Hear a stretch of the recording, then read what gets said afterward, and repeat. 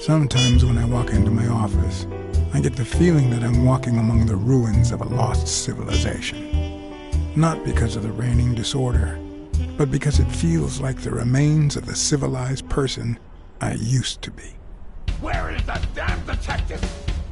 I'm gonna rip his head off. I swear I'll tear his eyes out. Hey! Hand over the pictures, you bastard. Now! Otherwise, you're gonna be dead meat. Hear me, cat?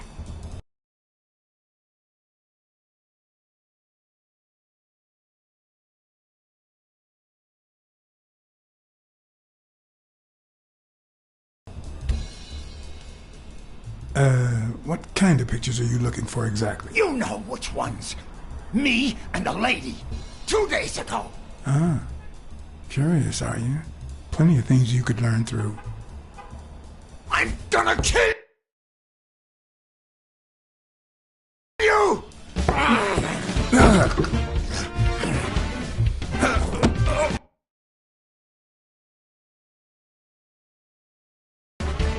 Get me the goddamn pictures!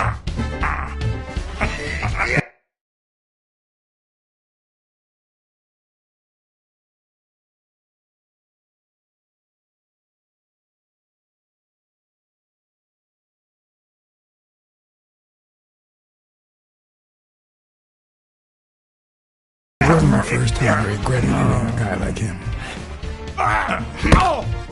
But at least I got enough time to aim at his soft spots.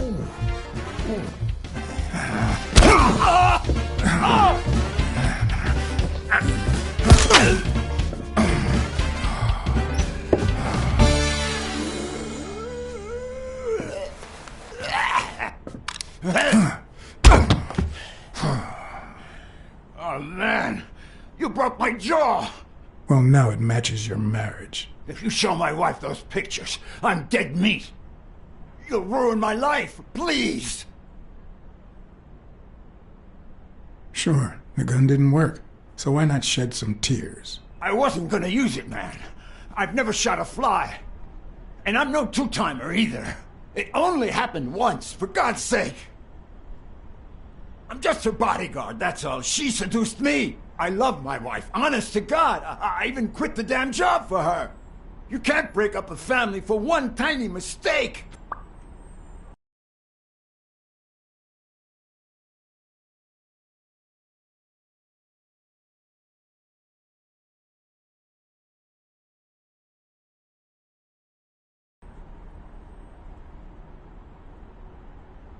Breaking up your family?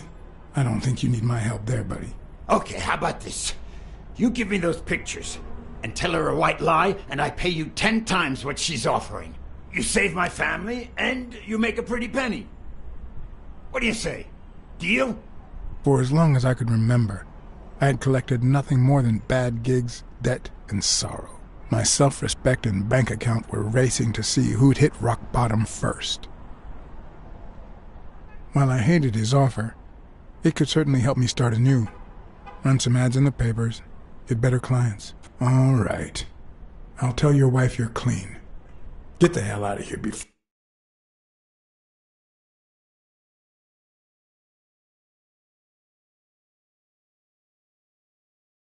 I regret it, pal. 3. Thank God. 2. Put that money to good use. 1. You won't regret helping out Eugene Colbert. I promise you that. My uninvited guest had left me several gifts. First of all, a swollen hand. That guy's skin was hard as a rock. Second of all, more money than I deserved. Third, the feeling that my moral compass wasn't quite as calibrated as I thought. Last but not least, the certainty that more gifts were yet to come.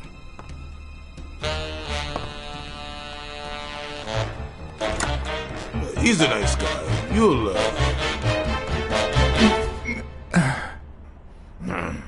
You see what I said about my pal Blacksad? Doesn't even know you, and he's already offering you a seat.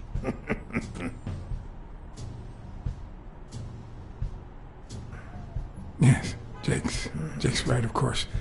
That's me to a T. Please, have a seat. Shut up and listen, buddy. All right? I brought you a client.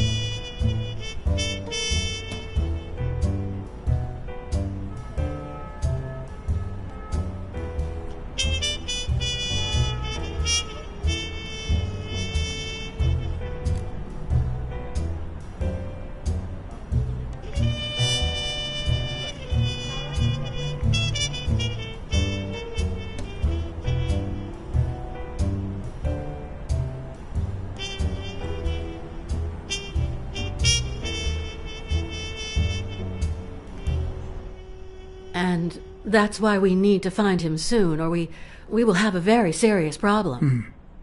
Thanks for the information and the picture. They'll really come in handy. Let me see if I have this straight.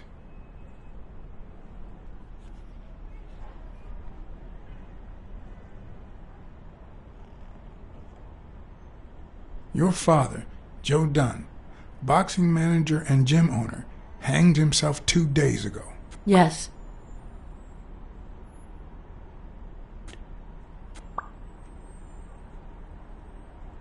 Bobby Yale, a boxer at Dunn's gym, has a crucial fight against the reigning champion in 2 weeks. But he disappeared 2 days ago, right about the same time your father died. Yes. In short, if Bobby Yale is a no-show for his fight, you'll have to pay a fine. But since you don't have the cash on hand, your father's gym would have to close. Yes. So you want me to find Bobby Yale? Yes. No. Jake wants you to find Bobby. Oh, I see. Well, first of all,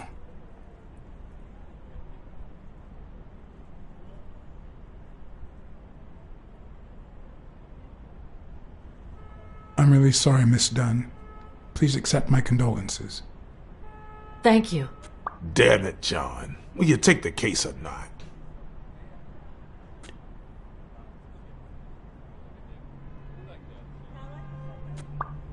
Sure. I know the money is tight, so how about this? If I solve the case, we'll see how much you can pay. I'm sure we'll find a suitable price.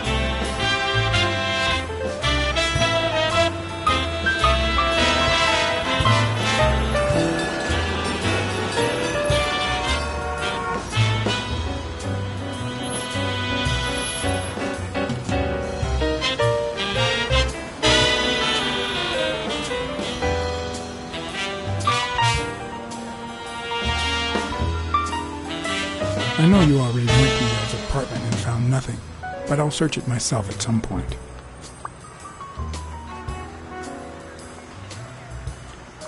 That cleaning lady, Miriam Purnell, the one who found Joe Dunn's body, she works part-time at Sam's Diner, just down the road on the left, right? That's right.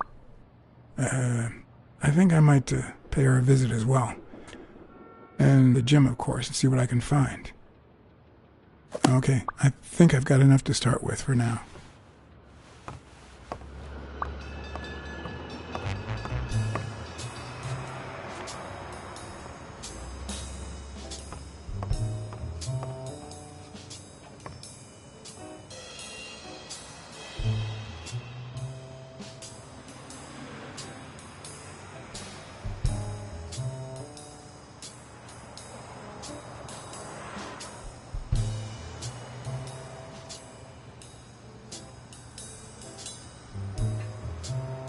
Is that done?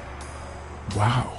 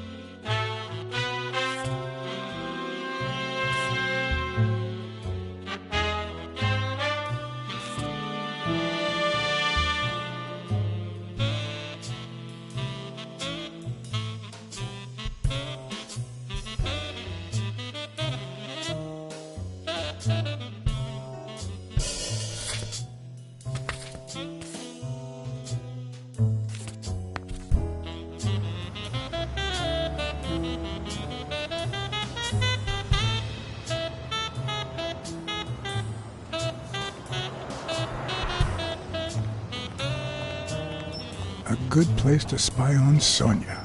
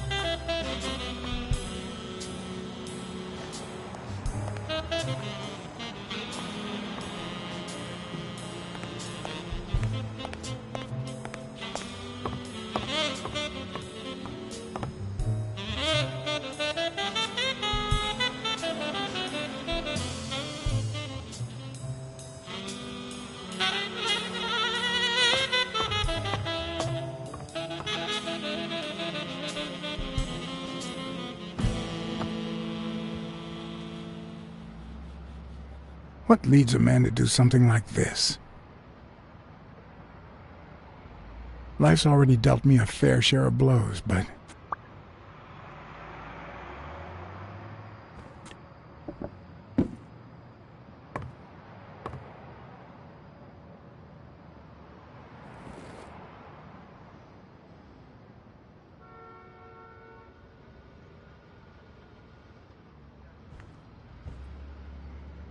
I don't know why. Something just doesn't add up.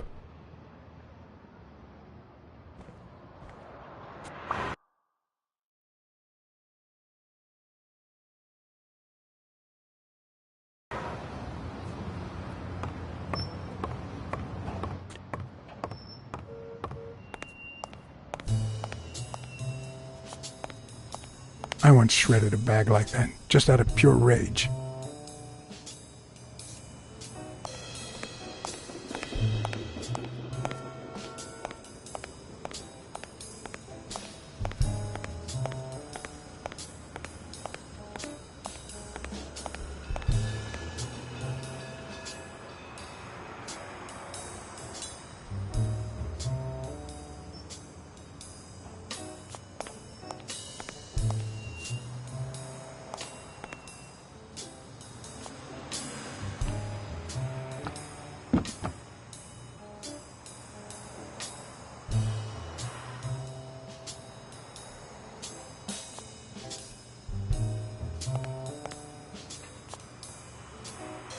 On the surface, it seems dry, but there's no dust, and it's damp underneath. It could have fallen the day Dunn died.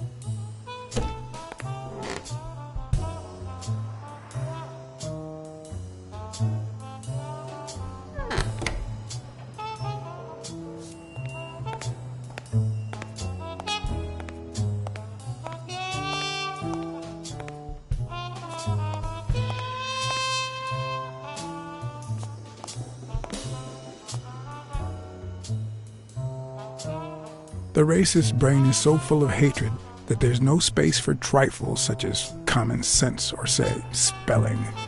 But this most cultured writer spotted the error and attempted to correct it, not sure what to make of the outcome.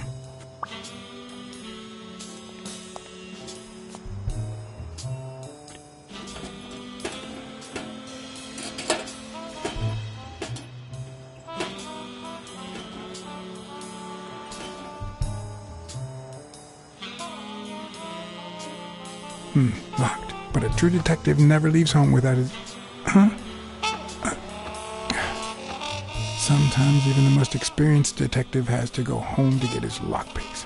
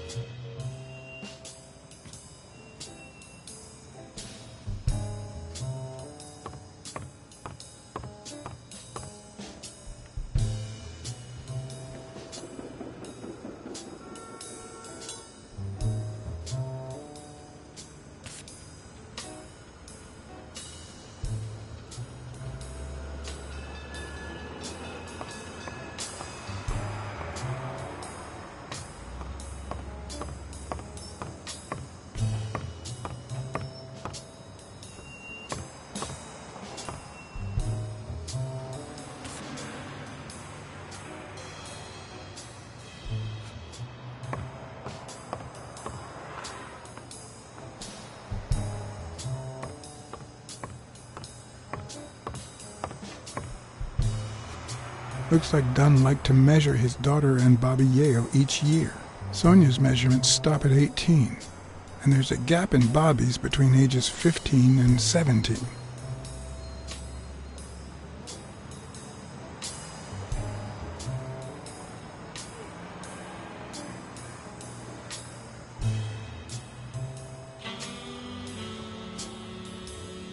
I remember that fight, back when Jake was coming up the ranks.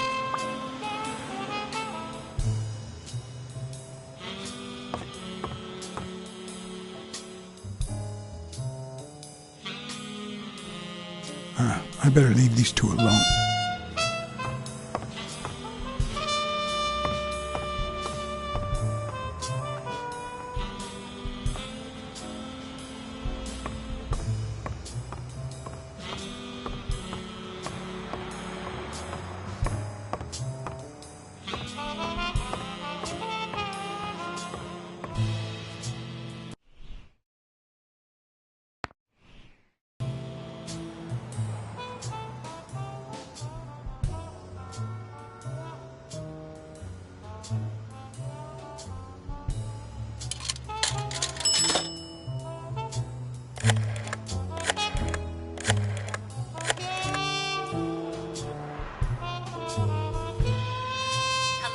Blacksad here. Please don't tell me my husband... You have nothing to worry about, Mrs. Colbert. Do me a favor and enjoy your family. Oh, thank God. Thank you, Mr. Blacksad.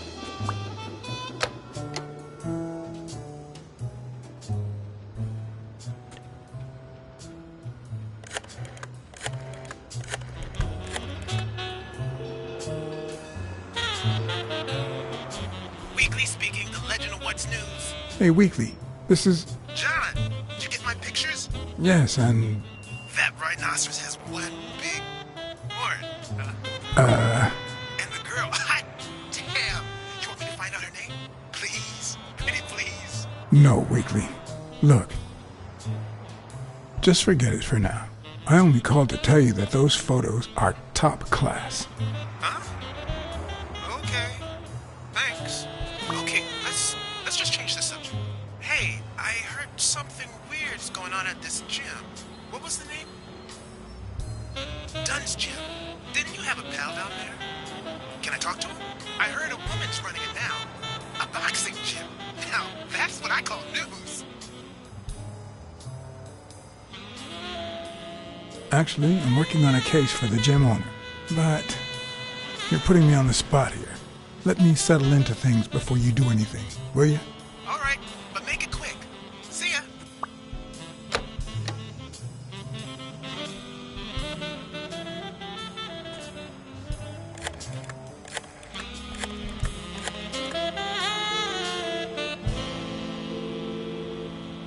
Smirnoff. Joe Dunn, the boxing coach. You hear anything about his death? Blacksad, is that you? You got me. How's everything, Chief? Oh, I'm fine, thanks for asking. Too much work, as usual. As for Joe Dunn, he hanged himself, end of story. I'm too busy, John. I can't afford to put a single man on the case. Why are you asking?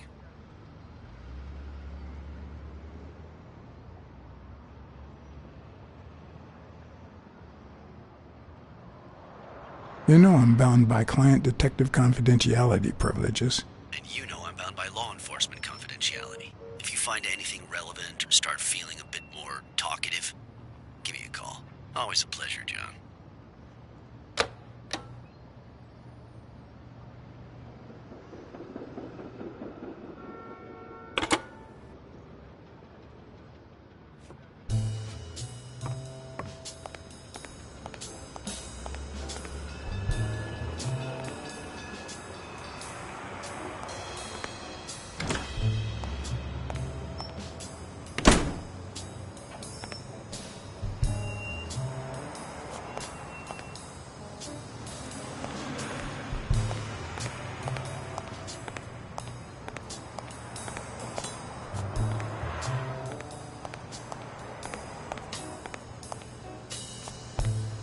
Good morning, sir.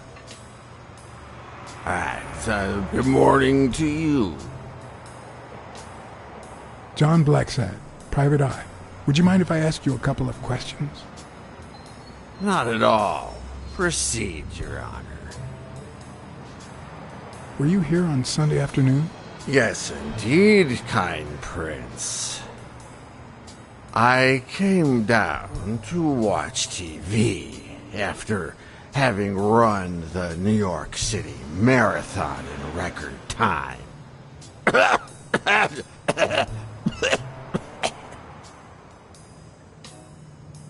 Is there anything I can do for you? Well, there is indeed. Move. You're blocking my view of this wonderful sunset. It just so happens that you can, apple of my eye, do this old man a favor and bring him some sustenance. All right.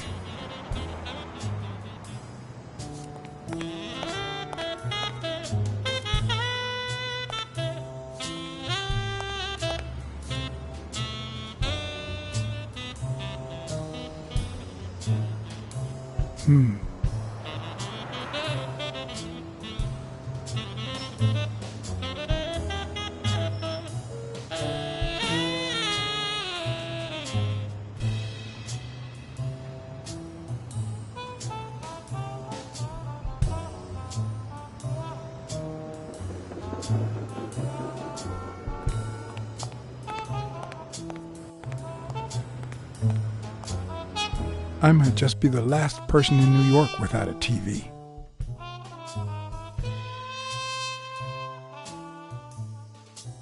Maybe that's how I should spend the bribe money.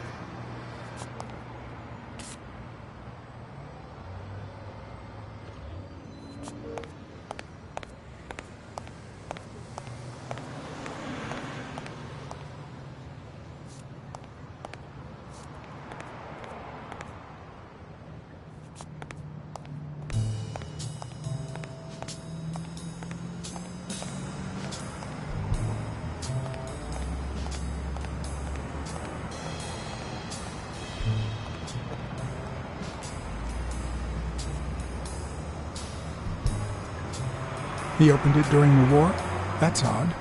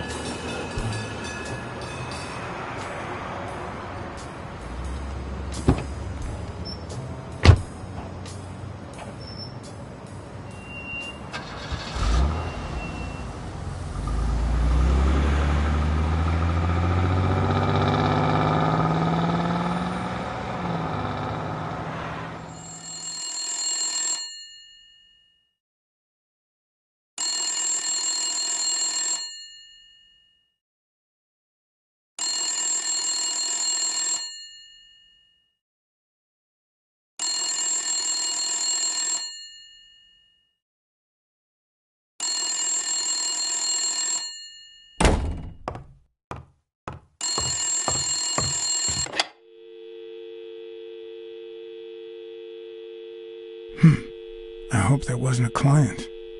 Although probability would suggest a cold call. Or, even worse, the War Veterans Therapy Group. I was pretty sure I left the lockpicks on the table.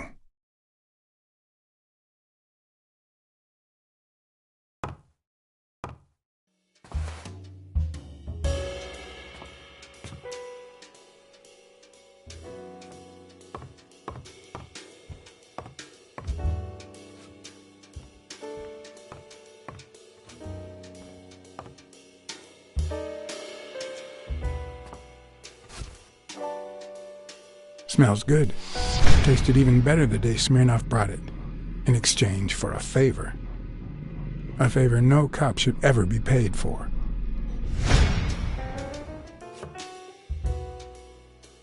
Police Commissioner Smirnoff smoked that cigarette.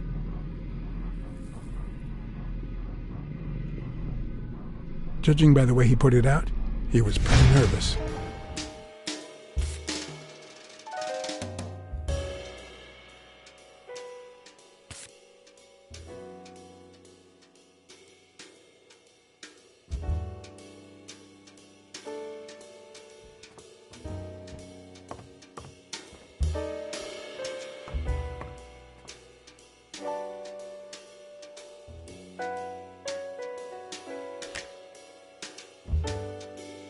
I never understood why I had to be born in New York, but the real issue is why I'm still here.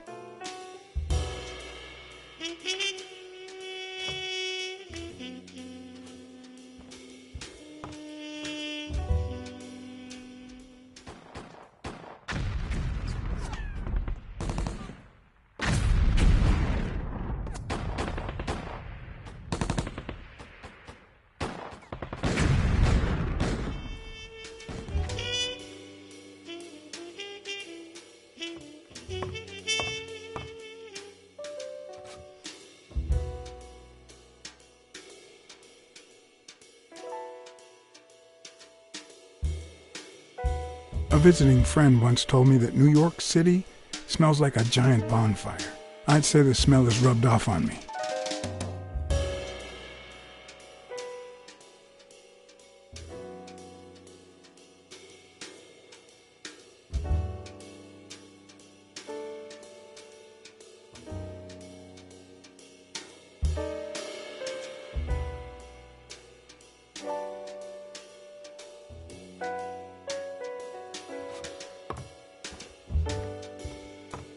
Yep, that's where I left my lockpicks. Sometimes I also use it to type out reports that nobody reads and invoices that nobody pays.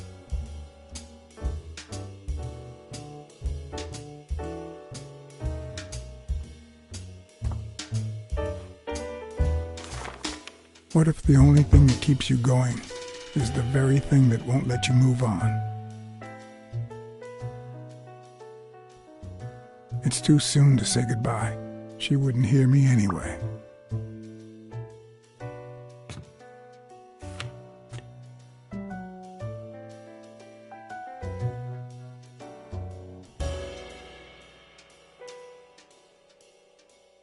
Here's a tip for aspiring detectives. Pretend that booze is an issue. Clients love stereotypes. The truth? I use tequila to clean my lockpicks. In fact, I just finished cleaning them when that rhino walked in.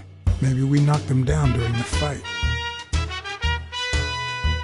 Bookkeeping is not my strong suit. I'm good with expenses. It's the income I don't get.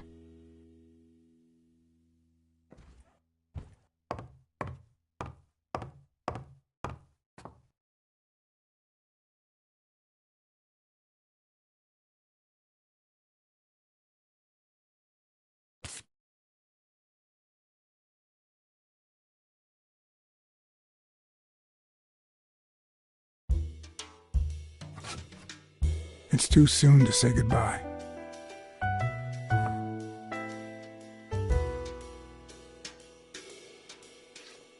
What did you do to earn the admiration of a millinery culture, distant cousin?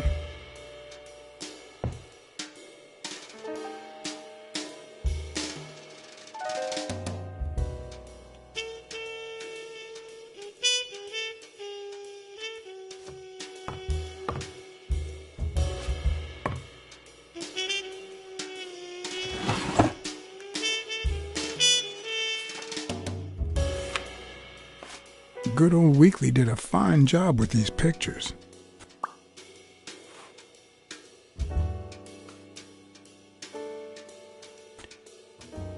I wonder if that rhino would ever have the nerve to use it.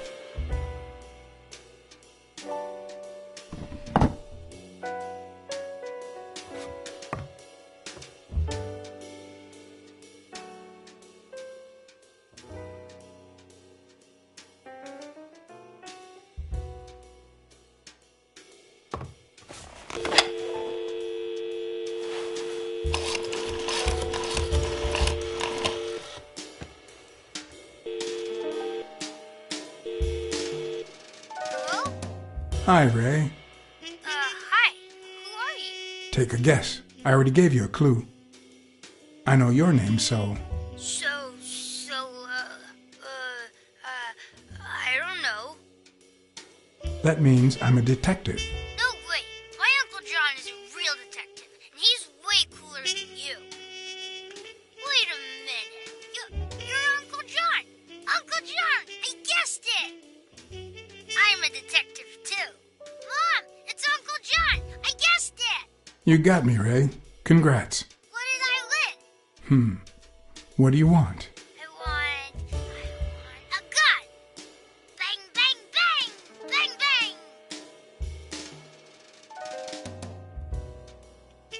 Good guys don't carry guns, Ray. You know why? Because they always end up shooting someone. Yeah, that's why they're so cool. Oops, Mom's coming. Bye, Uncle John. Ray, is that the way you say goodbye to your uncle? Oops. Love you, Uncle John.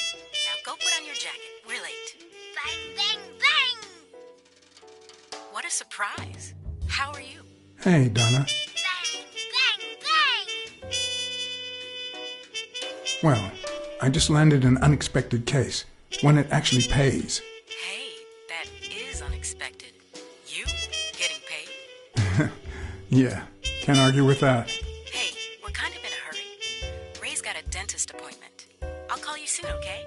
I'm really sorry. Sure. One last thing. Ray, hurry up. We have to go. Have you heard from Dad lately? Not since his last letter. Same old, same old.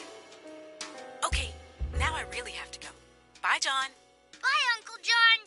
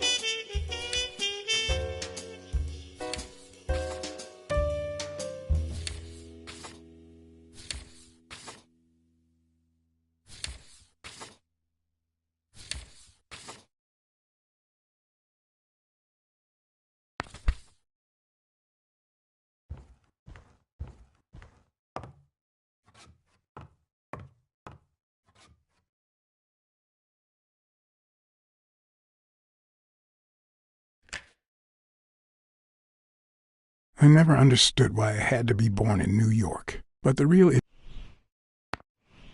issue is why I'm still here.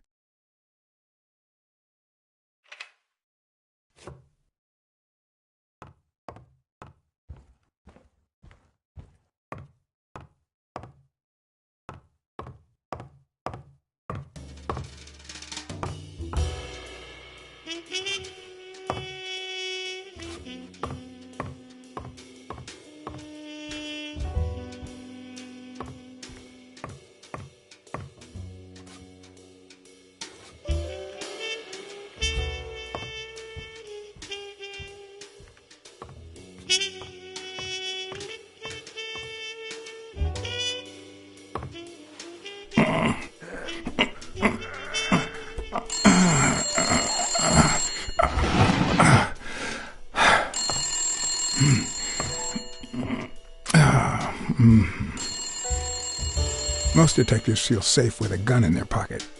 Me, I prefer lockpicks. At least I know these little fellas won't backfire.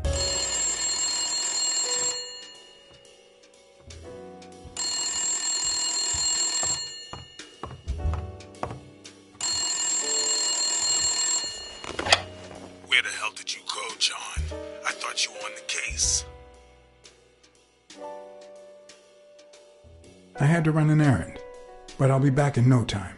You made a crappy impression, and now Sonia has second thoughts about you.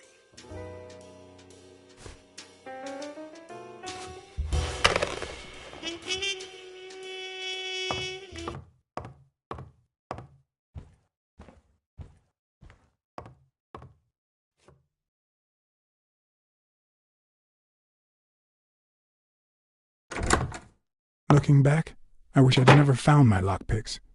Maybe I wouldn't have gone back to the gym. All hell was about to break loose.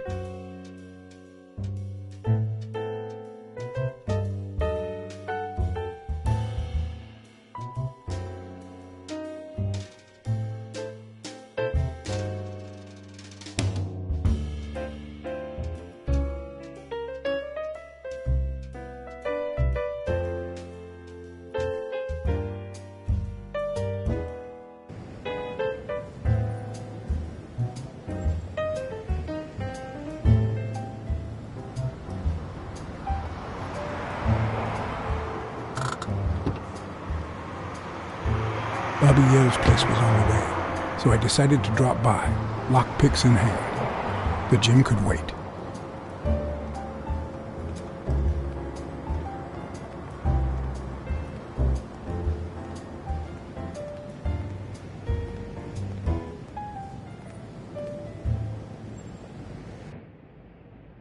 Sonia and Jake had already searched the place, to no avail.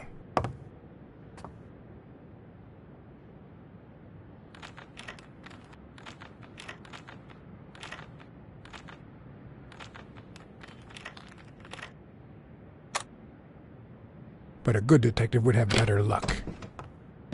I know it might not seem like it, but...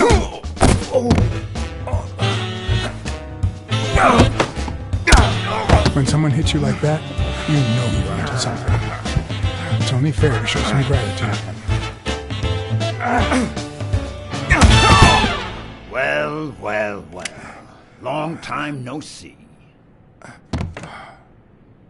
My wife just called me. I owe you one. Now leave before my partner...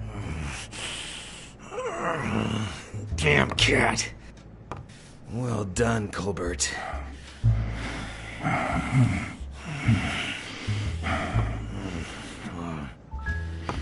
Now.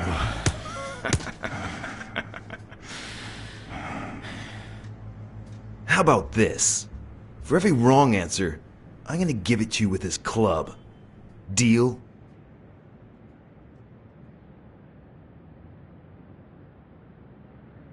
Hey, couldn't we just talk it out? Wrong answer.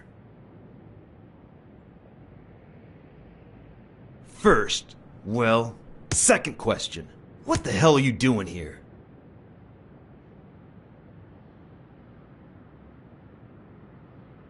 I'm a private eye. Sonia Dunn hired me to find Bobby Yale. I hate detectives. Alrighty, let's try again. What the hell are you doing here?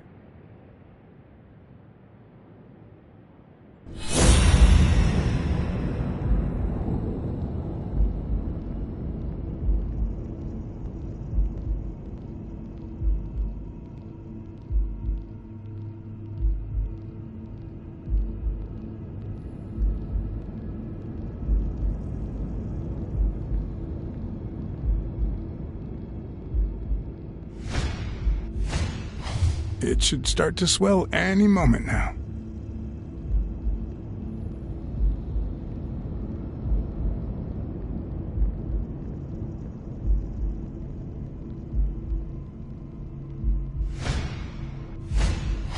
It should start to swell any moment now.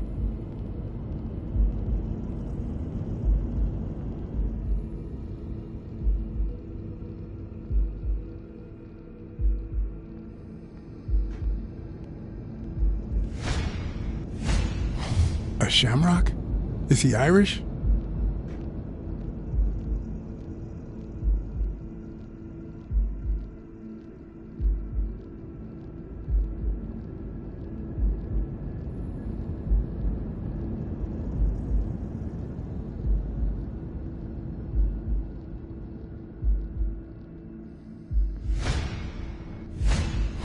A shamrock?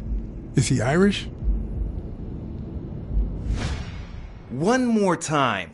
What the hell are you doing here?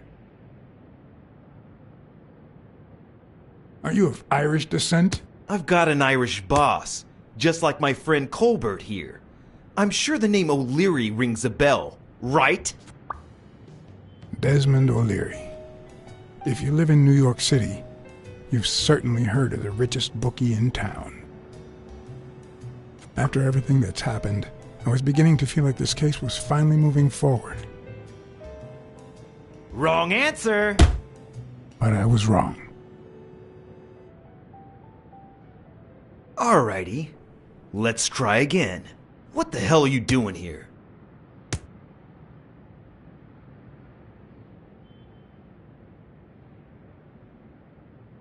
I know your friend Colbert, and his wife. Now he wants to insult you. Alright then, he's all yours. Alright. Now it's your turn. I'll call the boss.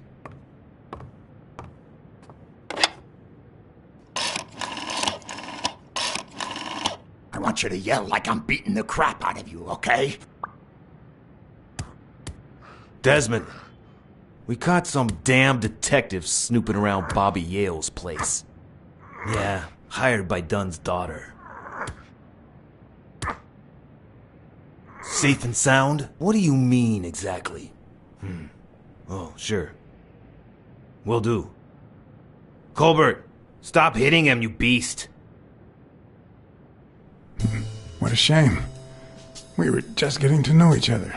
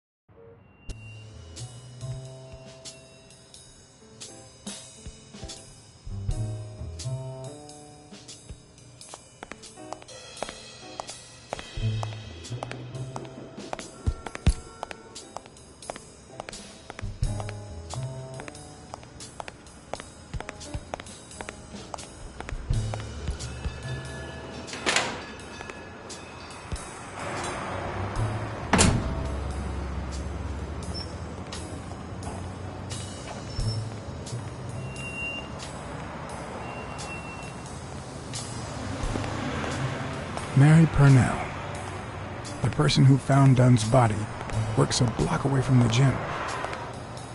I'm certain she can give me the kind of information that Hey! Watch where you're going, you jerk! You looking for trouble, moron?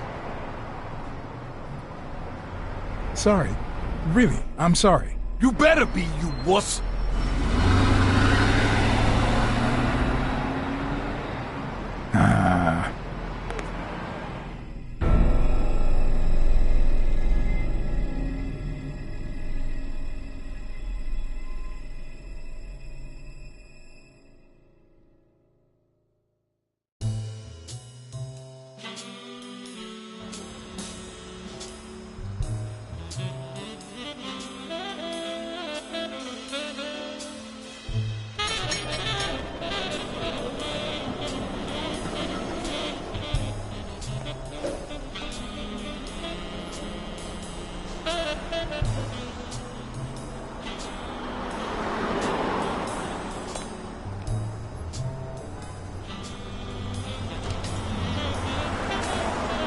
And there you go. We'll miss you at Sam's Diner. Come back soon.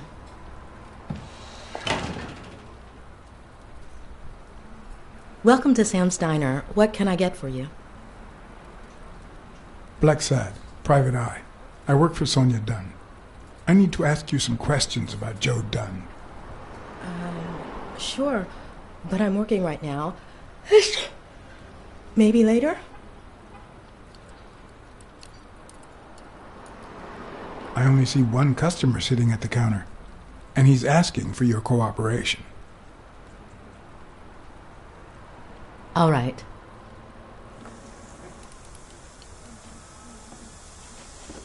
What can you tell me about Sonia Dunn? I barely know her, but she looks like a smart girl, poor thing. Can I have a hamburger, please? Oh, sure. Regular or cheese? I think I'll get the cheeseburger. Mm-hmm. You want fries? A drink? No, that's it. Okay. Is that for here or to go, then? To go, please. One cheeseburger to go, Sam. Okay!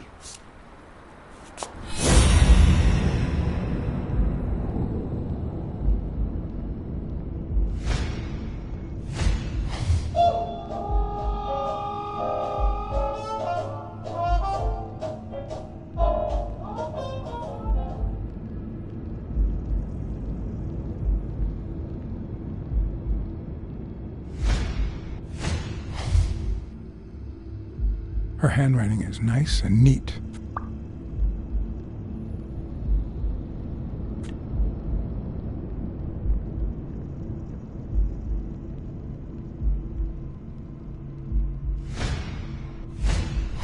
Smells like cinnamon. No, cinnamon and burgers.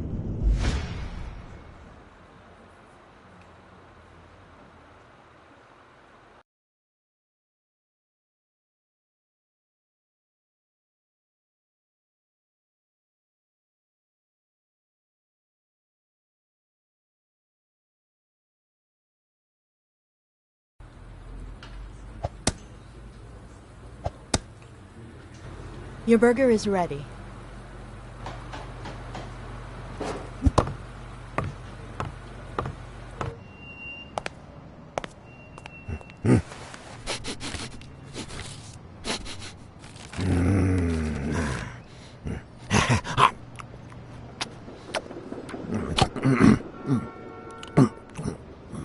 All right, I'll let you enjoy your meal. 4 people used the back door that very same night. What? Well, I might be blind as a bat, but as you can certainly see, I have 2 wonderfully functional ears.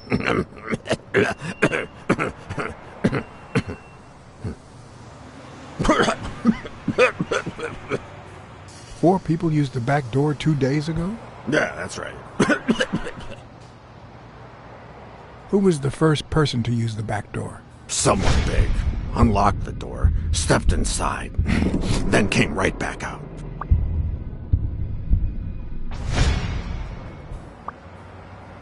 Who was the second person to use the back door? A man, just a few minutes after the first person. He came back out muttering, "Ungrateful bastard." Then he threw something in the trash and walked back in. Oh, no, wait. Before that, he gave me a coin. A coin? I mean, do I look like I need spare change, huh? I mean, I'm staying at the million-star hotel, for God's sake.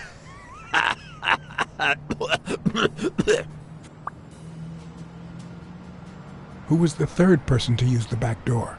Judging by the quiet footsteps, I'd say it was someone small. I'd say it was about 30 minutes after the second person came out. Whoever it was threw something in the trash and stood in front of me for a moment. Then I heard a click. And finally, I heard trailing laughter in that direction. Who was the fourth person to use the back door? Someone big.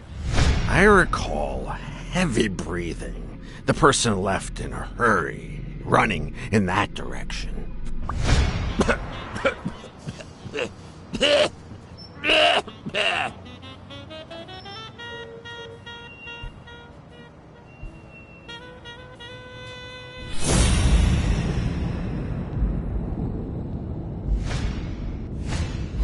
Looks like someone used it as a punching ball.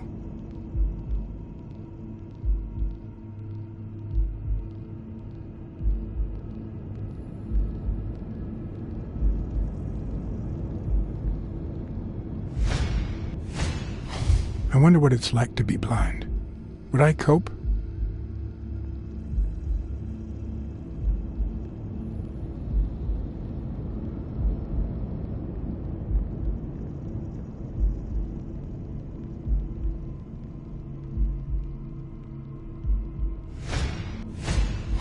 Blind and legless. How does he get by?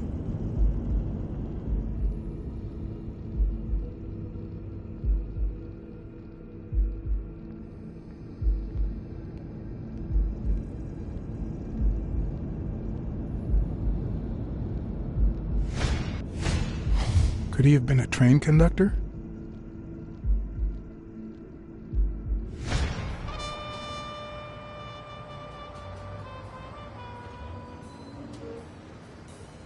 There's a chest expander in your cart. A what expander? A thingamajig with 3 springs. Oh, the thingamajig with springs. Oh, I got it from the trash, back there. Where did you get that paint can? In the trash can, in the back. A paint can and a thingamajig with springs. What a night!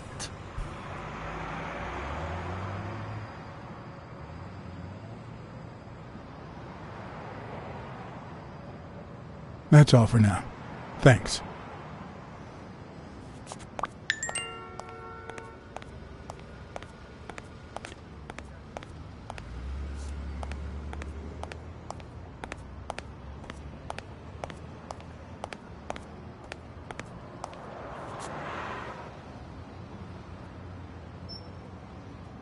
Do you remember anything else about the day you found the thingamajig with the springs and the paint can? Yeah, no. Wait, yeah. Well, no. Now that I think of it, no. Hey, pal, how about thanking a good-looking goat with a cigarette?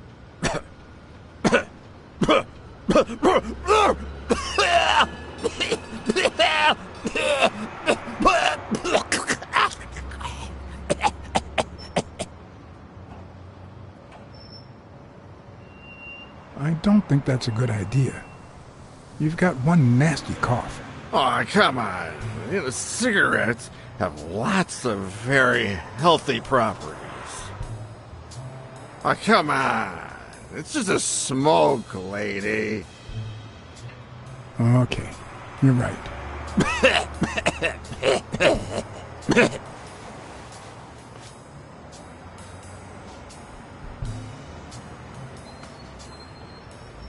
Yeah, you think you're not responsible for my pathetic state?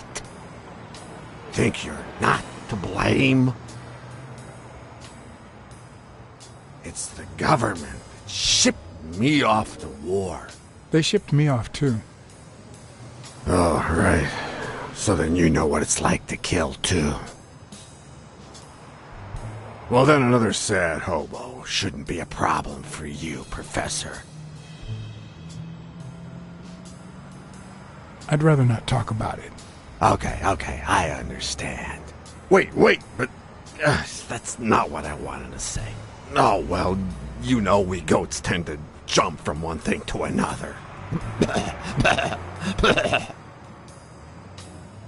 The government paid for everything. Army fatigues, rations, weapons, lodging and hookers, drugs. Do you know where that money comes from? Taxes! Your taxes, my dear friend. You helped them cut my legs. They declare war every chance they get, so that the weapon industry that finances their campaigns gets richer and richer and richer. And that's how we finance their wars. So the slightest connection with corruption turns us into accomplices.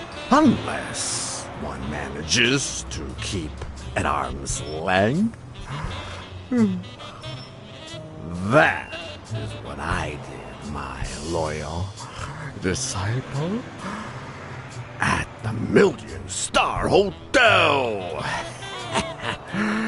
So, do you like your master, the Great? Hey, what's your name? You never told me...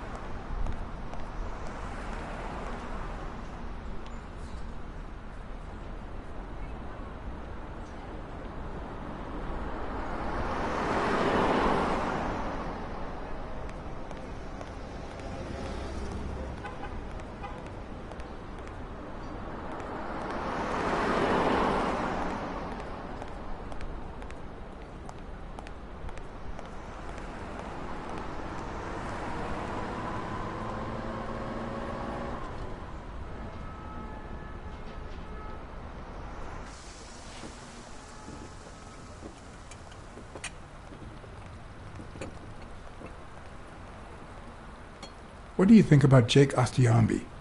Who? Who's that? A big gorilla. Boxer, too. A friend of Joe Dunn's. Oh, yeah. I barely know him. I don't like how he looks at me.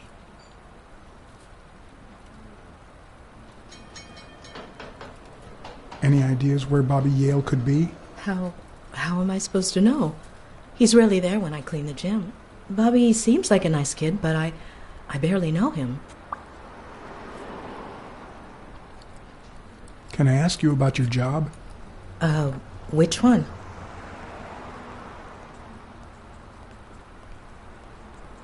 How long have you worked at the gym? It's been, 4 or 5 years? Although, I don't think I'll be able to set foot in there again. This must be really hard for you. I'm sorry. Tell me about your work here in the diner. Oh, it's wonderful. I love it. My boss. Oh, glad to hear that.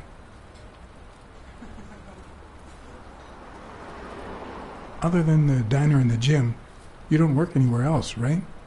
I wouldn't have the time, although I'm not sure I want to continue working at the gym.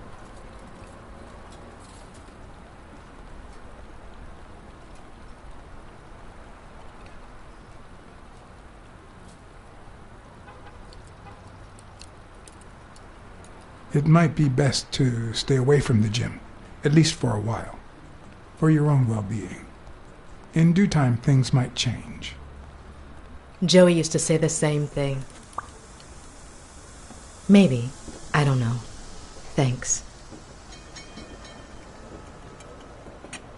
Let's talk a bit more about Joe Dunn.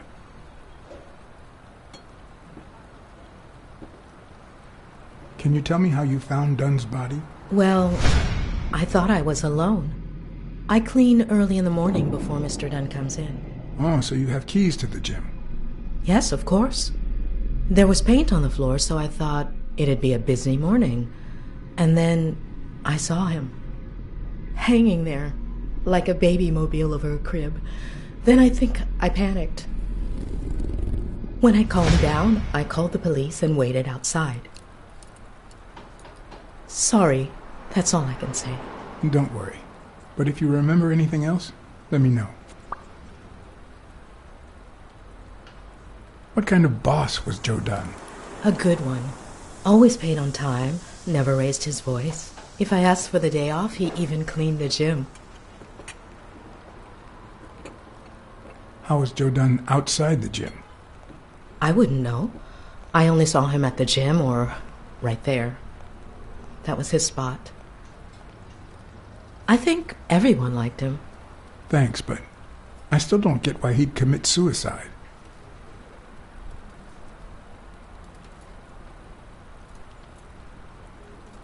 His wife died years ago.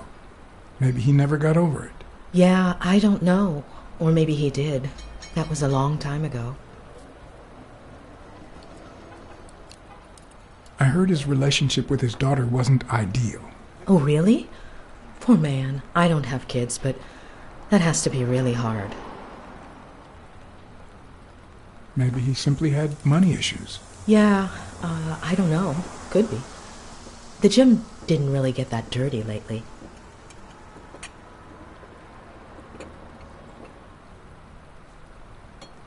Have you remembered anything else about the moment you found Dunn's body? I'm afraid not. It's too painful. I know, but we need to find Bobby Yale. Anything, any minor detail, could really make a difference. I'll try.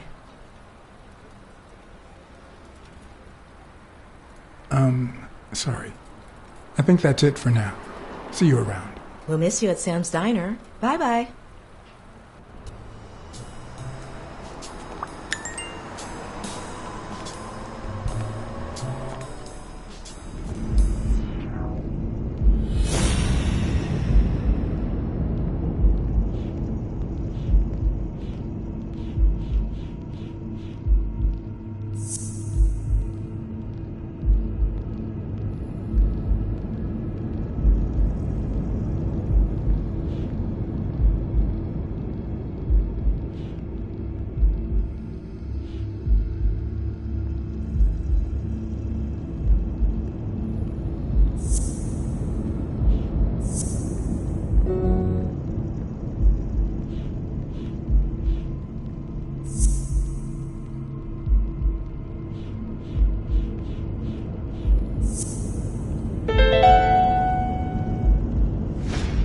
I know this much. The chest expander in the trash belongs to Yale.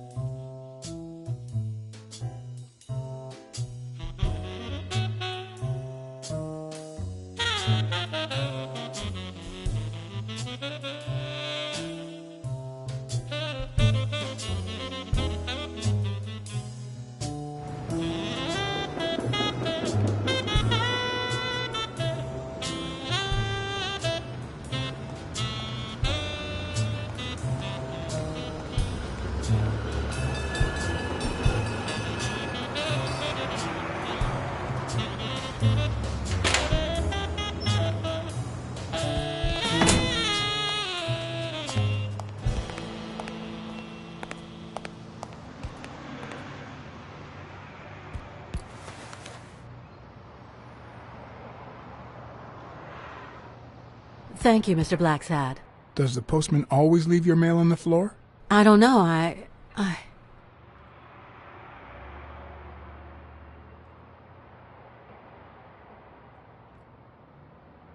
What's wrong? It's my mother's wedding ring.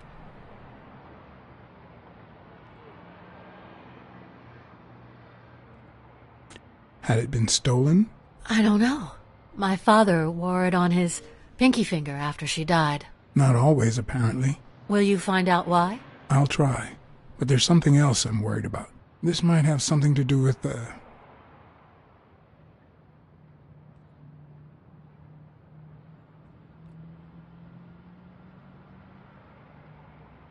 with your father's death. Oh my, yes. It could be.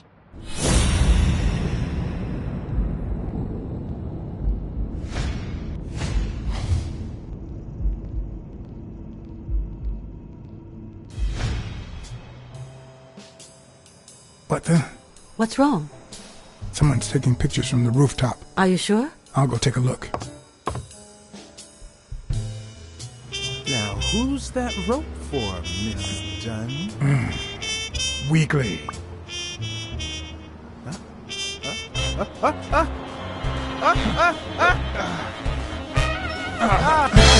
the hell are you doing here?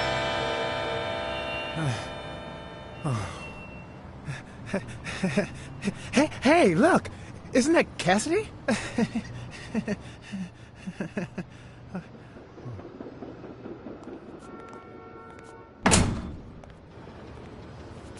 Don't change the subject, you sad little... Why don't we settle this over ice cream, huh, John? Just like in the good old days. How did you get up here? I don't want anyone to see you.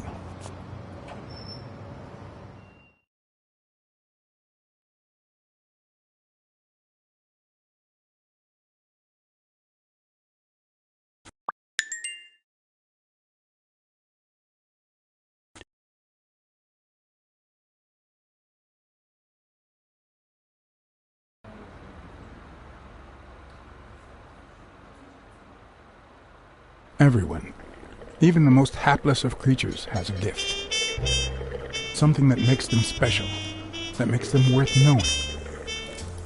Foul-smelling Weekly is no exception. No matter what he does, it's impossible to stay mad at him for too long. This bourbon shake is delicious. Want a taste? You know I don't like milk. Your loss. So, Joe Dunn hangs himself and leaves his gym to his daughter, which makes her the first woman to run a boxing gym, I think. The real question is, why did he commit suicide? Well, it's pretty obvious. Is that so? Care to shed some light on this, Sherlock? Well, there's no need to look for reasons. People hang themselves every day out of sadness. And stuff like that. End of story.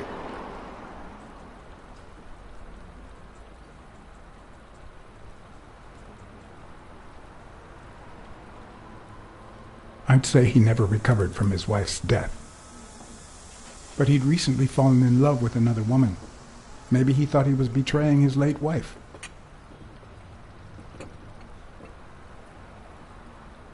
Well, it doesn't really matter. It's just a hunch. I wouldn't bet my life on it. I've got other suspects, like O'Leary, bookmaker. Desmond O'Leary? The same O'Leary who used to date Helen Moore? America's sweetheart? Now that's a woman. And then there's the Walrus. Who was that guy? Come on. You've never heard of Frank Cassidy? The president of the Boxing Managers Association? Who's also Stone's agent, Bobby Yale's rival. He might know why Dunn killed himself, right? I decided to ask Weekly to investigate Cassidy. My reasons?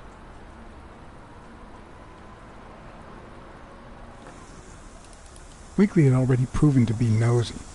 The further I kept him from the gym, the better. Plus, any information found on Cassidy could be useful. You never know. But with Weekly, you just never know what the best approach might be. Should I give him an order, or a subtle suggestion? Well, since you think Cassidy is a suspect, see what you can find. Okay, but you'll have to do me a favor. Tell Sonia Dunn that a legendary journalist from What's News wants an interview. Weekly, please. Well, if not, bye-bye, Cassidy. All right. I'll see what I can do. Great. That's settled then. By the way, I never told you what happened to Colbert, did I? No. What happened?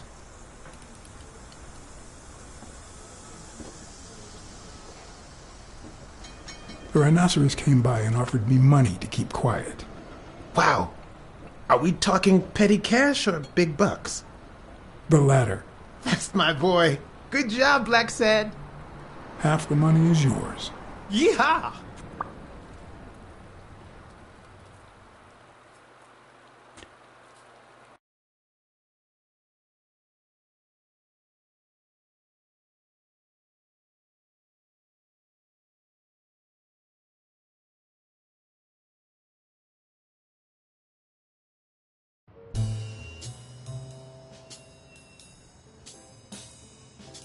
So, was there really someone on the roof?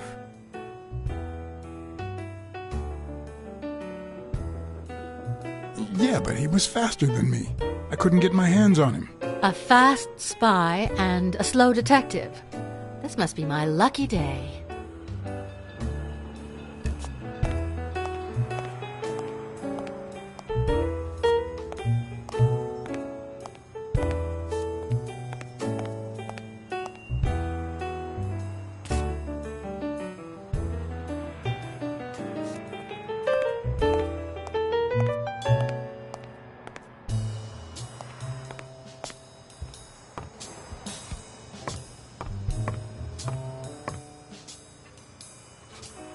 Dunn's room had quite a view.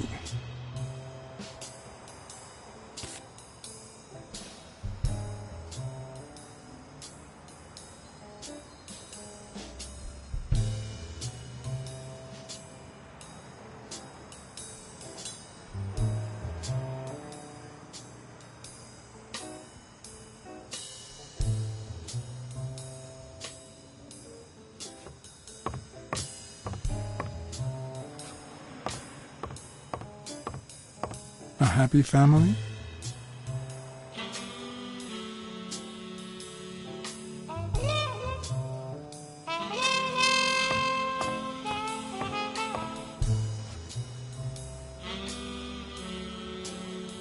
I'd like to take a look inside that safe now. Could you give me the combination? I'd love to help you, but my mother's birthday used to be the combination, but I already tried it.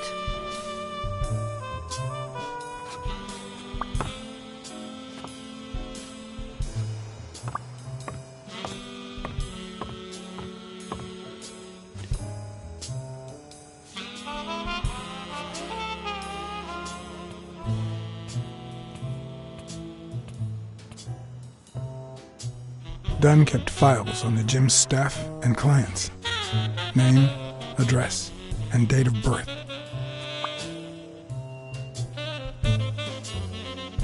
Miss Dunn, can I run a couple of questions by you? If they'll help you find Yale, go ahead.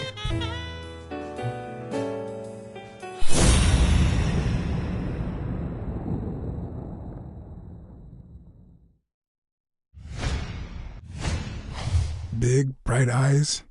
Looks well rested. Either she didn't mourn her father, or she really knows how to work that makeup.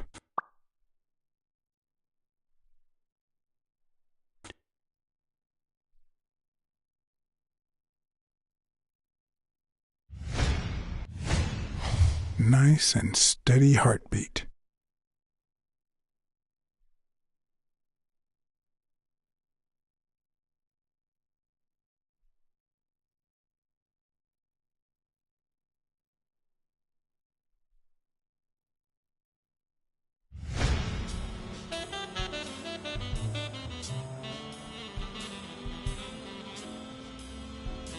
I saw you arguing with a guy named Cassidy. What did he want? Remember the fight that needs to take place in order to save this gym? Well, Cassidy manages Yale's rival, Stone, the reigning champion.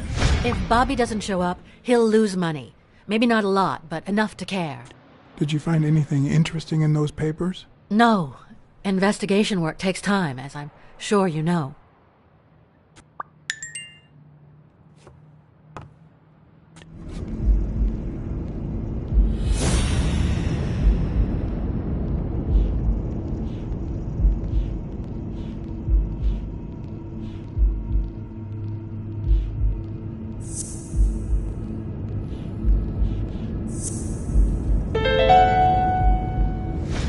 Okay.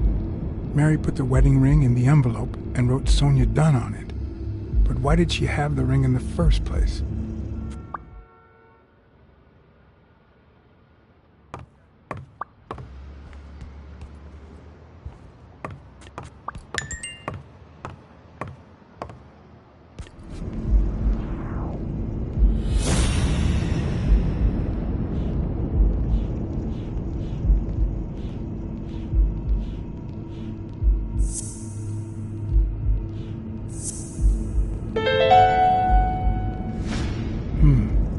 Were Mary Purnell and Joe Dunn an item?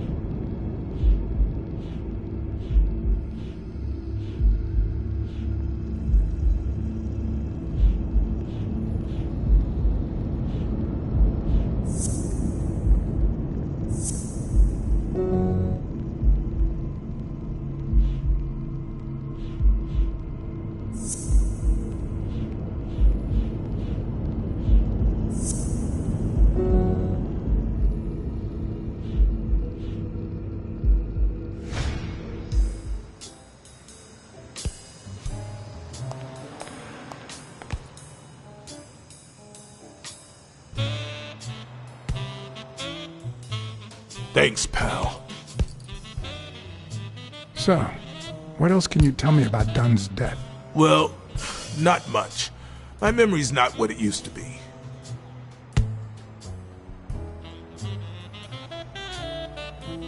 What was Joe Dunn like?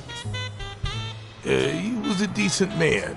Have you seen all those slogans on the wall? Those motivational phrases? Joe really believed in them. All of them.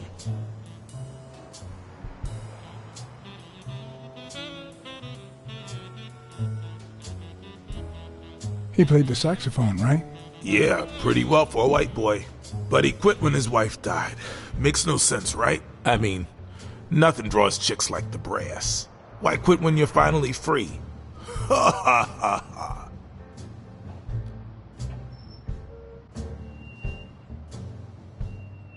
Joe Dunn or Joey Dunn? Huh?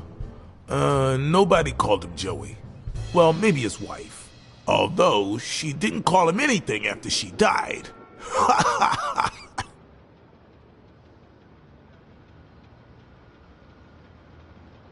I found an empty wine bottle on the rooftop. Did Joe Dunn drink? Only for a while, back when his wife died. But eventually he quit. After that, he'd only drink on special occasions.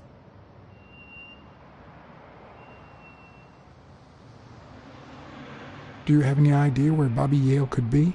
Not a clue. You said Yale joined a gang back in the day? Know which one?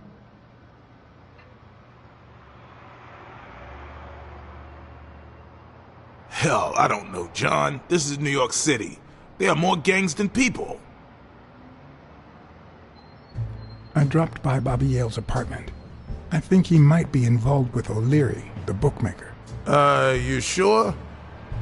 Yale had some dark years, no doubt, but Dunn turned him into a decent guy. I'm no detective, but I wouldn't follow that lead. If Yale's gonna fight the reigning champion, he's got a big career ahead of him. He hasn't lost a single fight since he turned pro. The little bastard beat the socks off me a few years back. Do you know any of his relatives? His father, Avenarius.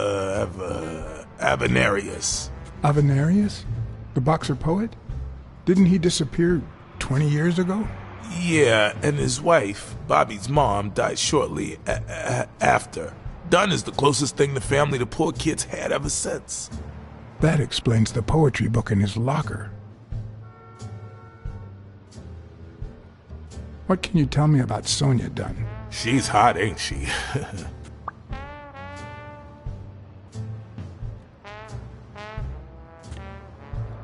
It seems like her father's death didn't really upset her. Well, she likes to play it cool, which makes her really hot.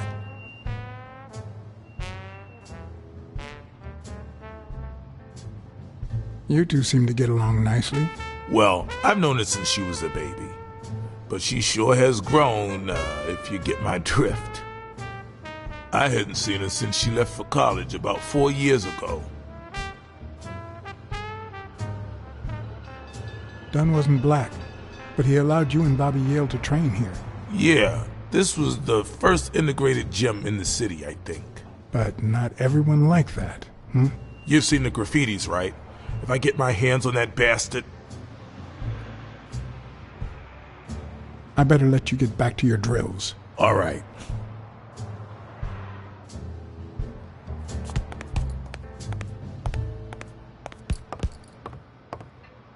Hmm.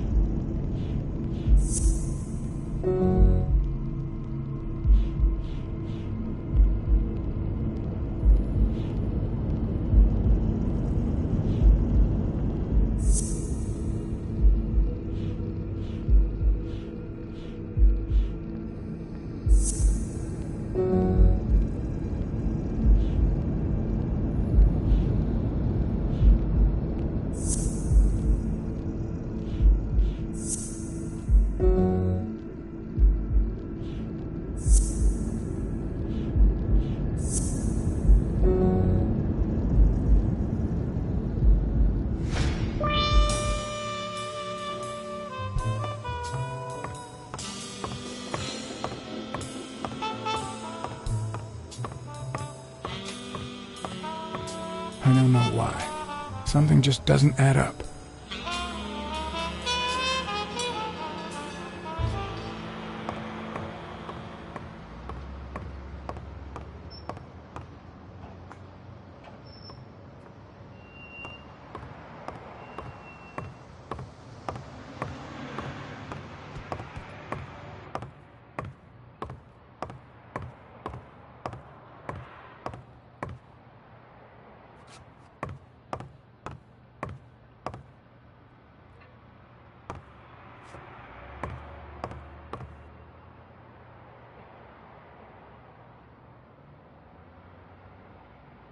Could you tell me your birthday? Of course. March 6th. And the year? I'm 24, Mr. Blacksad. You do the math. No luck.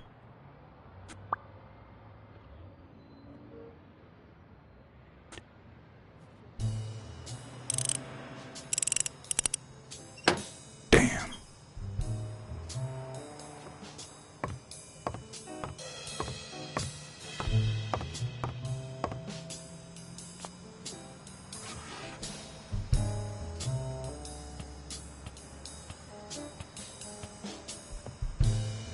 Dunn kept files on the gym's staff and clients.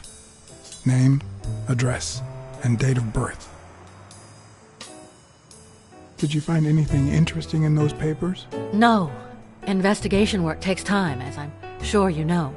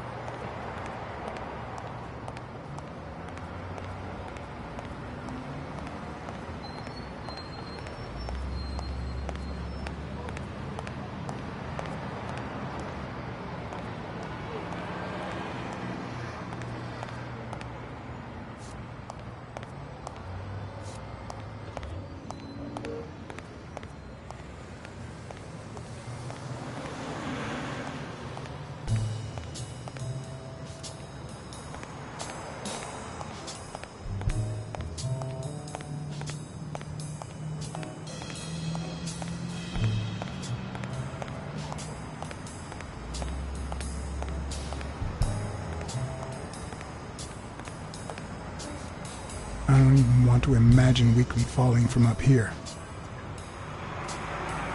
I don't even want to imagine Weekly falling from up here.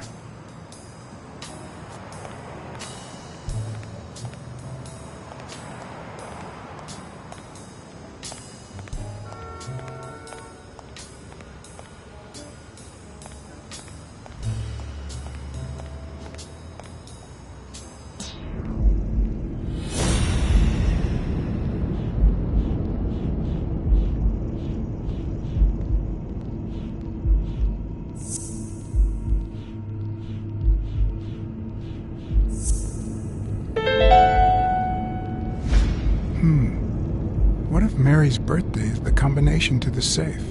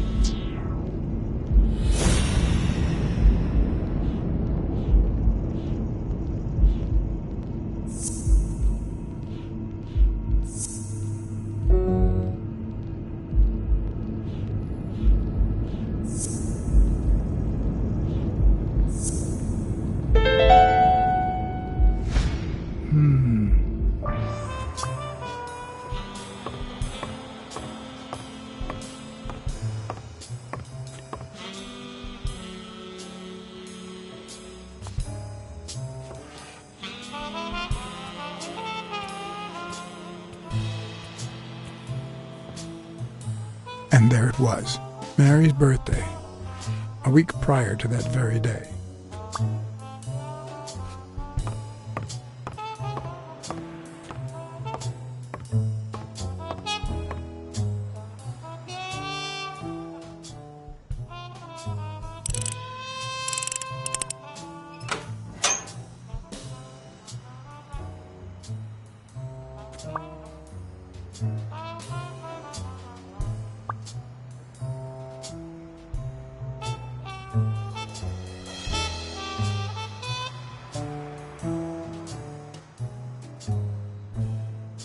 You open the safe? Yeah, and I think you need to see this. Can you tell me what it says? All right. I think this might be useful for the investigation, Mr. Detective. He left everything to me, except some boxing trophies and knickknacks that'll go to Bobby Yale.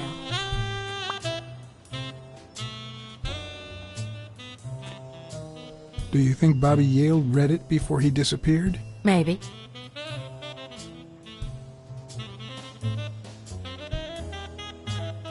When was it signed?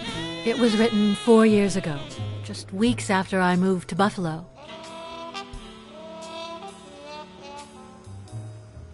Congratulations.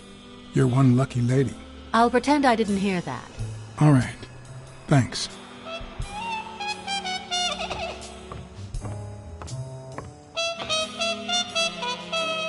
I never would have taken Dunn for a gun owner.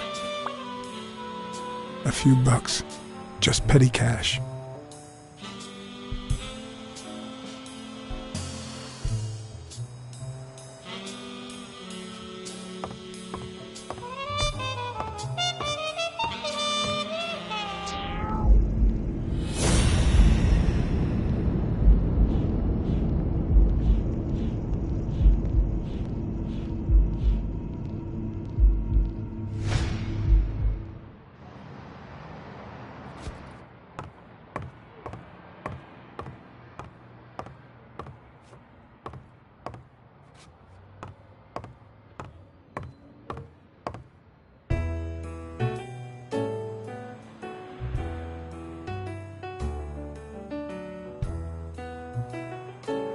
I never asked about the gym's insurance. That's exactly what I'm reading now. So far, it looks like your standard small business policy.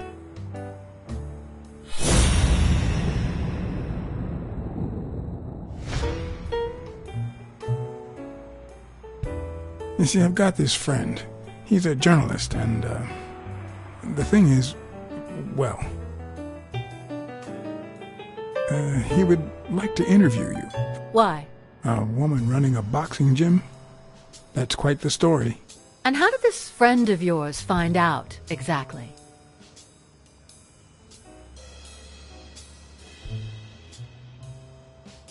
I'm pretty sure he saw the, I don't even want to hear you. I just hope you prove your professional worth before the day is over.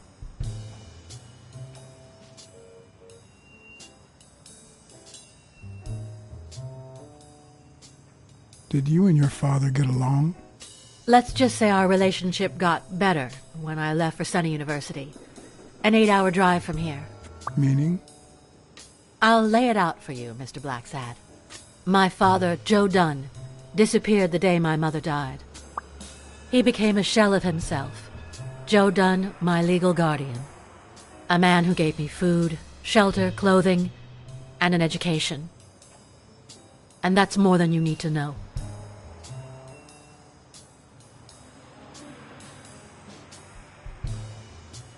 What's in those papers you're going through? Red tape. Great. If you find something, please let me know. I thought you were the detective. You do your job, and I'll do mine.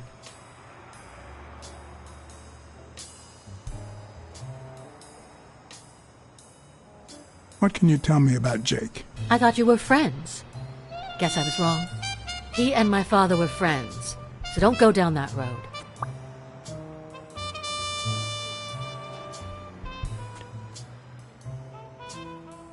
Did you get along with Bobby Yale?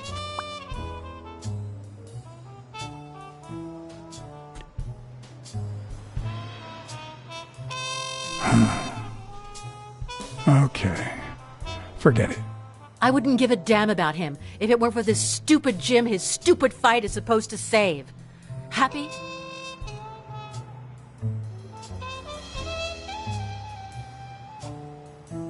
What do you think about Mary, the cleaning lady? Can't say. I barely know her. And I'm not one who's quick to judge other people. I think I know who had your mother's ring. You do?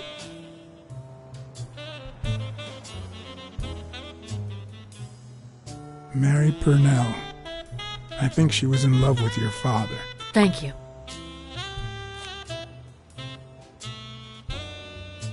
Thank you.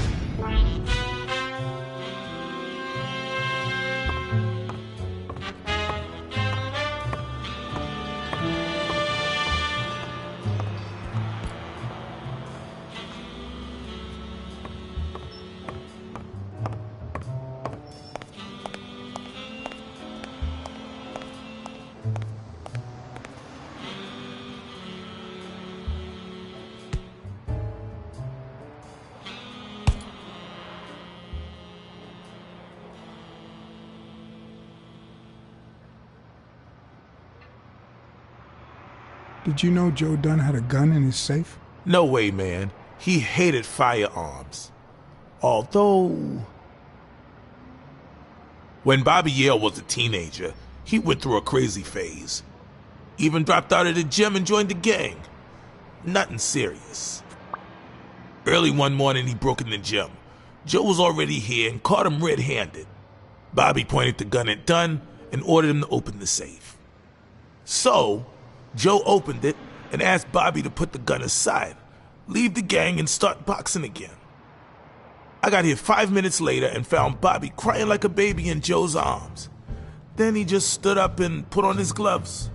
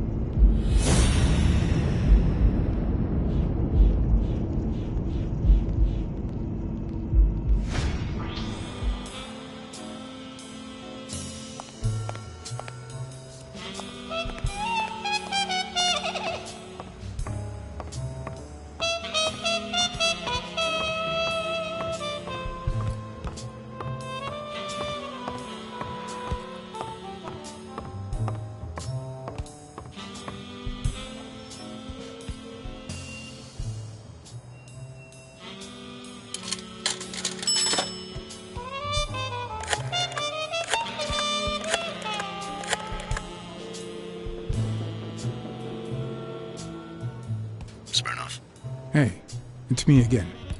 Thing is, Joe Dunn's daughter hired me. Alright, thanks, Joe. But I still don't get it. Any signs of foul play?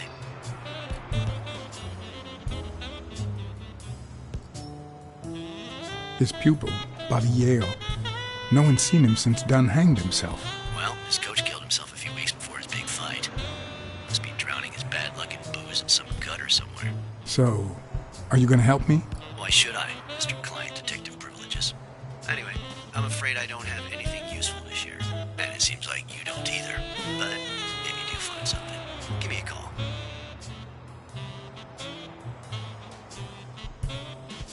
We've been friends for a long time. And you think this is what two friends talk about on the phone? Good to hear from you, John. Take care.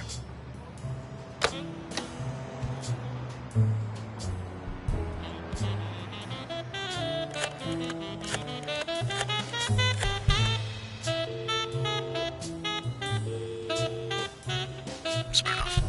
I think I have a new lead on the Dunn case.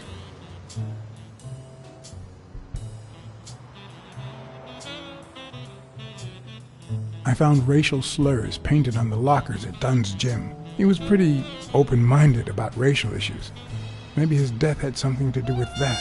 John, half of the crimes in this city have racial ramifications. Unless you have solid proof that it wasn't suicide, my hands are tied. I think I have a new lead on the Dunn case. Dunn and the gym's cleaning lady were about to get married. Great. Call What's News. They'll know what to do with such an incredibly interesting piece of information. The combination on Dunn's safe was her birthday. He even gave her a ring. You know, your typical suicidal bliss. Okay, I'm still not convinced, but I might have something for you.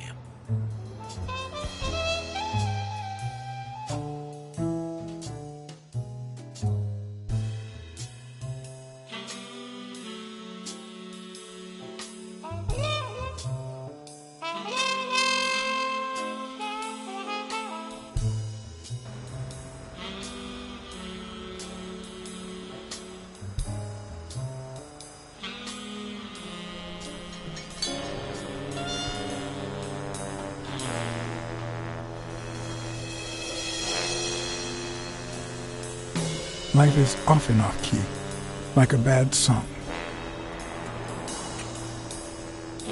The notes come together but feel flat, unable to create anything resembling music. And yet, there are ways to string them together to create harmony. Ways that are not always entirely in our hands.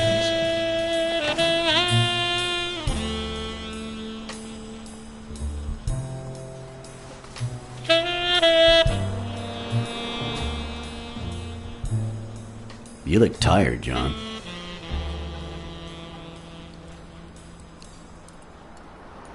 You look pretty tired yourself. Yep, I'm beat. I'm starving. Just got back from the annual police medical.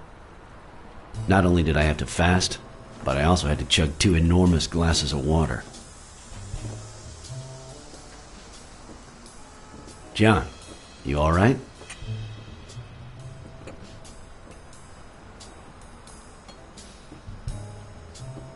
Can we just talk about Dunn?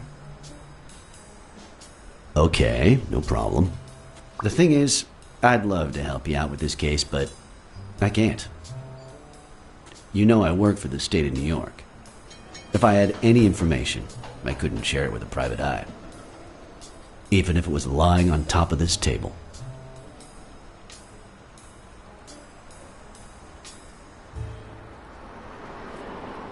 You drank 2 huge glasses of water. How are your kidneys coping with that? Yeah, you're right. Maybe I should go to the... If you'll excuse me.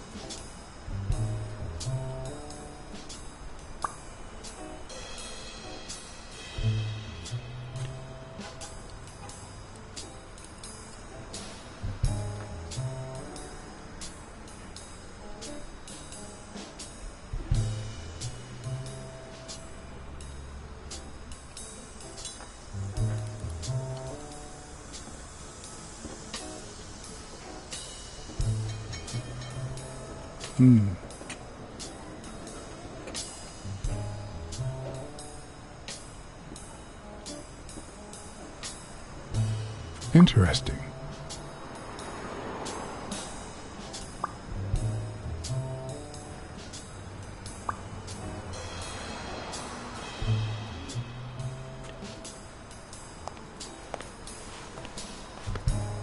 Now I feel even thinner. So do my kidneys.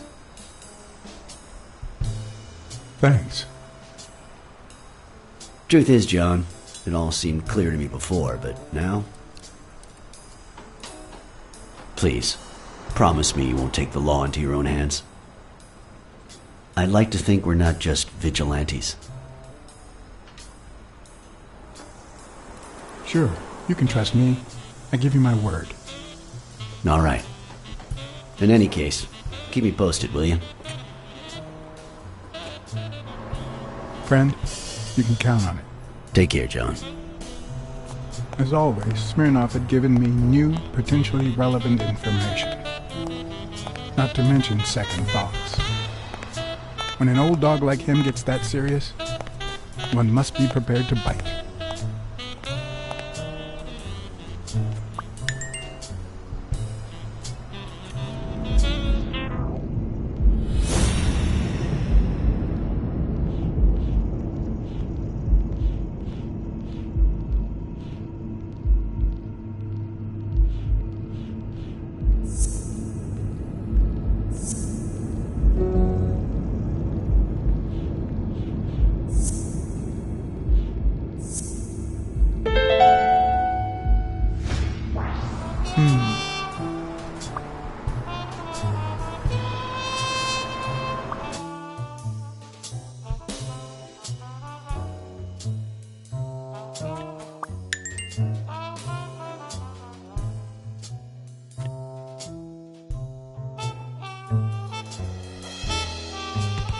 I'm much taller than Dunn, and I can barely reach the noose. There's no way Dunn hanged himself.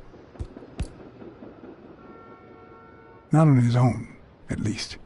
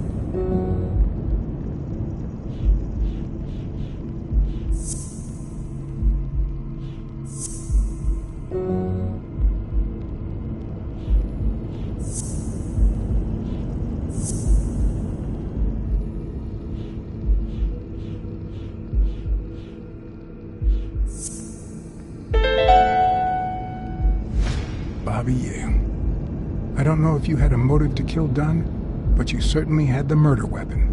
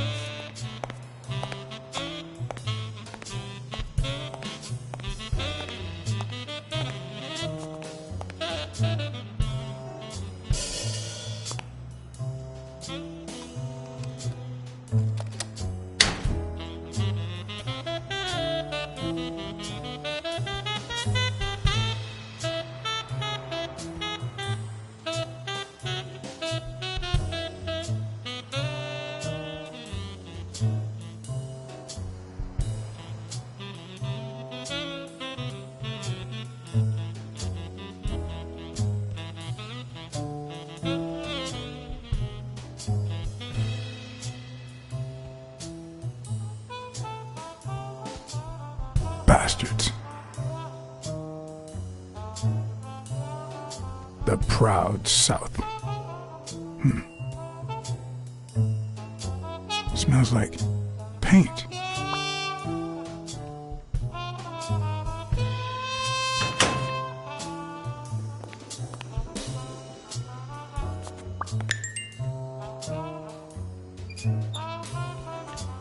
Of course.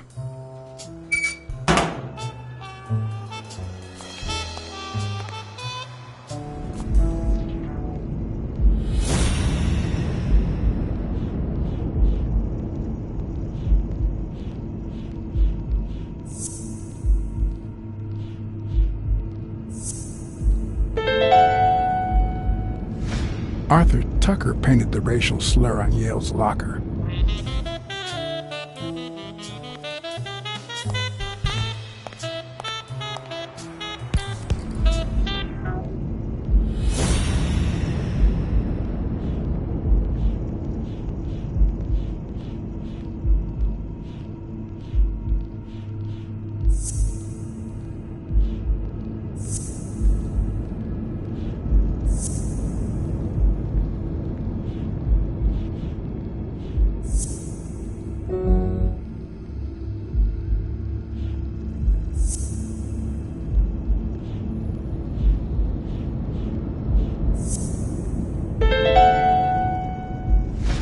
All right, Dunn punched a paint can, but why?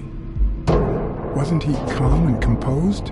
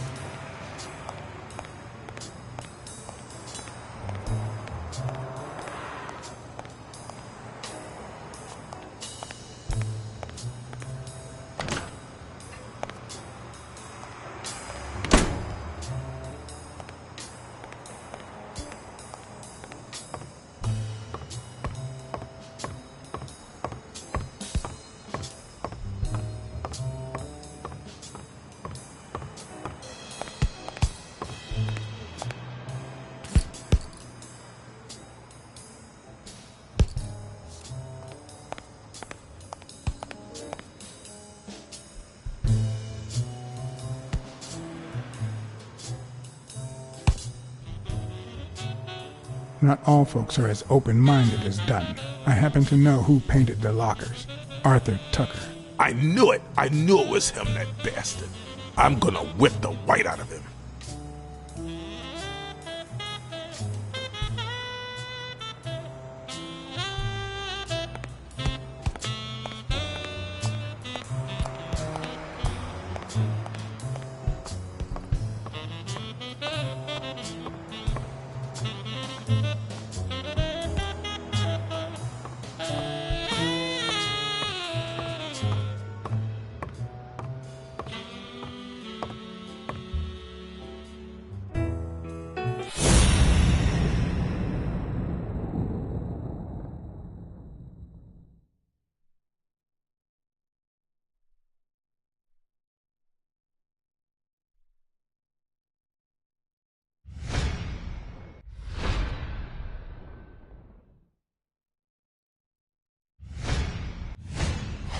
Big, bright eyes. Looks well rested. Either she didn't mourn her father, or she really knows how to work that makeup. Did you find anything interesting in those papers? No. Investigation work takes time, as I'm sure you know.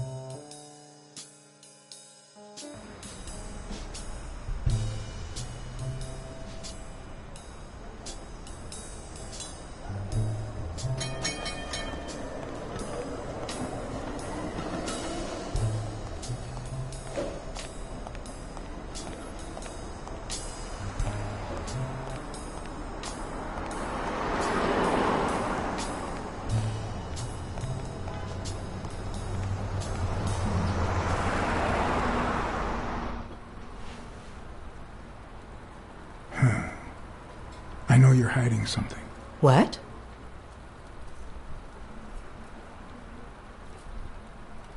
You know what? You're the only woman who ever called Dunn Joey, except his late wife.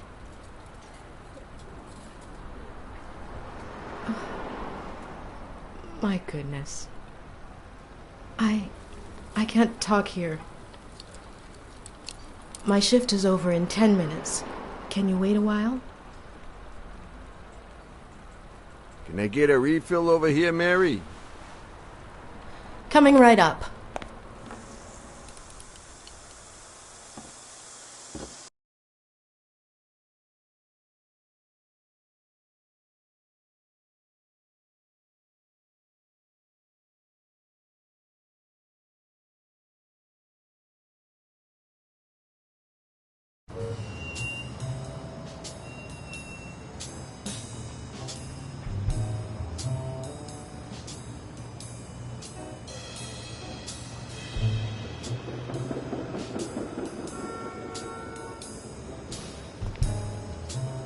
Mary Purnell, the angel Joe Dunn found in his golden years. We've been seeing each other for almost 2 years. It all started with, well, weekdays I start cleaning the gym at dawn, before my shift at the diner. Joey always came in early, just a little after I got there.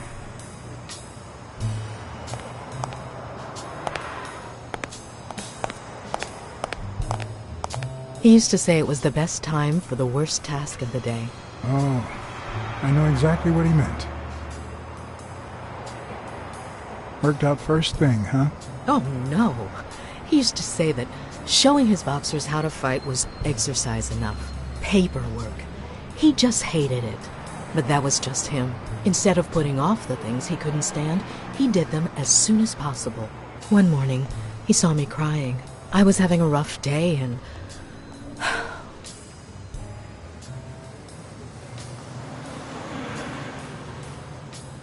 He tried to make you smile. He pointed at the coffee machine. You need a cup of joe and some fresh air.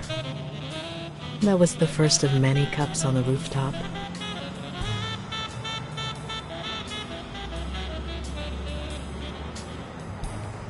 Which is where Dunn seduced you. That word is a bit too much, Mr. Blacksad.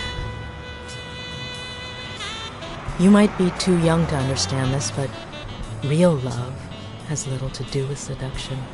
One day, we realized those rooftop coffees were the best part of our day. So we began to spend more time together. But you never told anyone.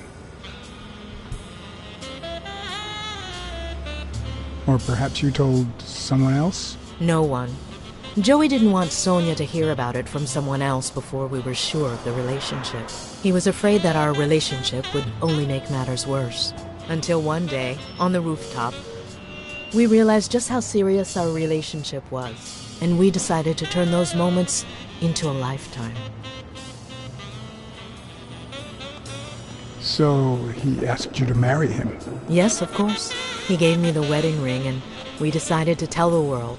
He said he needed to share that happiness with his little girl. Turns out, he wasn't that happy after all. What about you?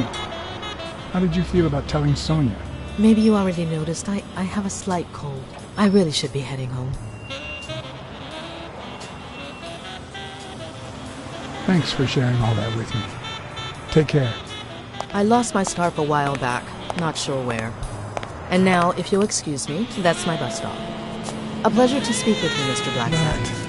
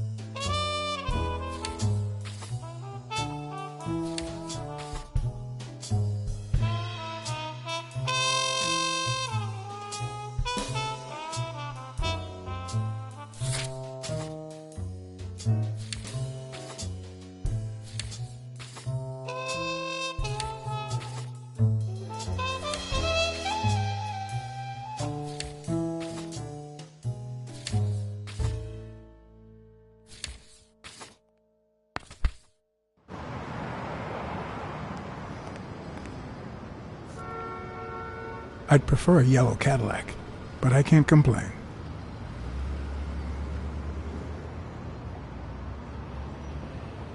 I'd prefer a yellow Cadillac, but I can't complain.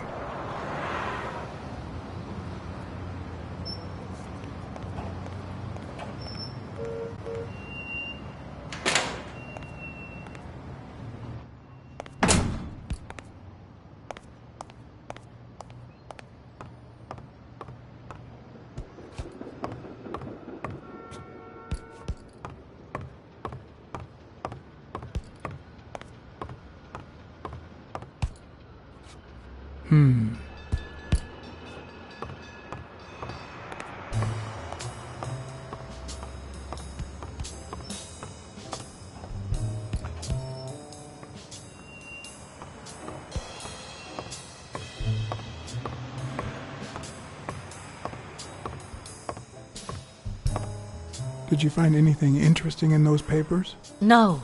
Investigation work takes time, as I'm sure you know.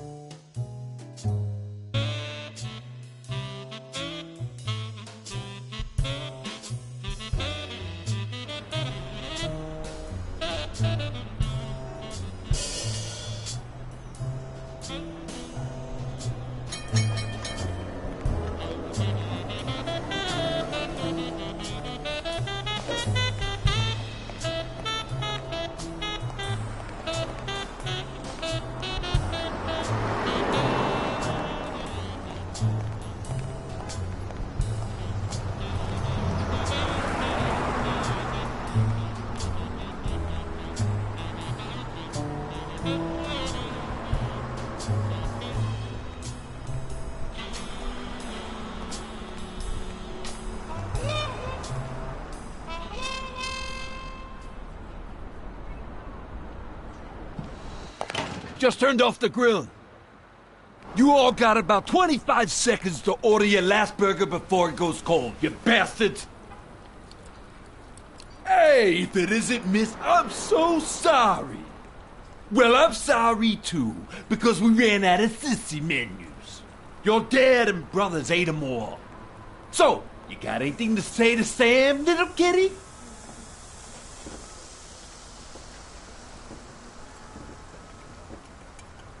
You see this fist?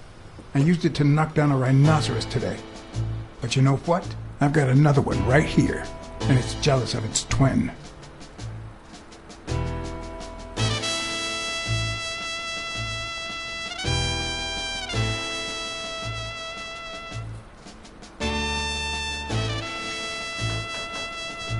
Okay, just kidding. Relax. What about a free burger?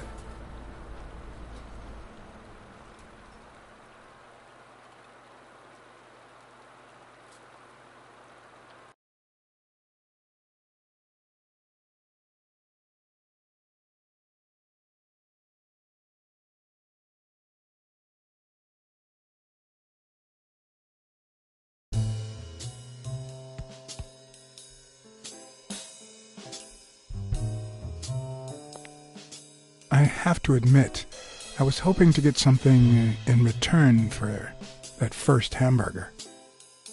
But now I don't really know why I brought this. The cynics would say I did it all out of selfishness, just to feel better about myself. Who cares?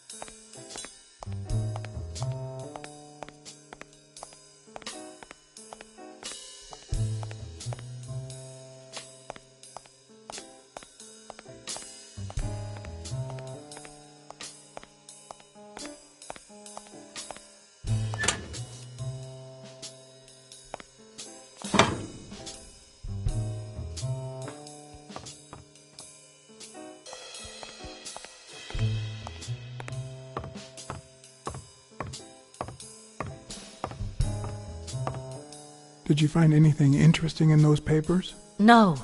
Investigation work takes time, as I'm sure you know.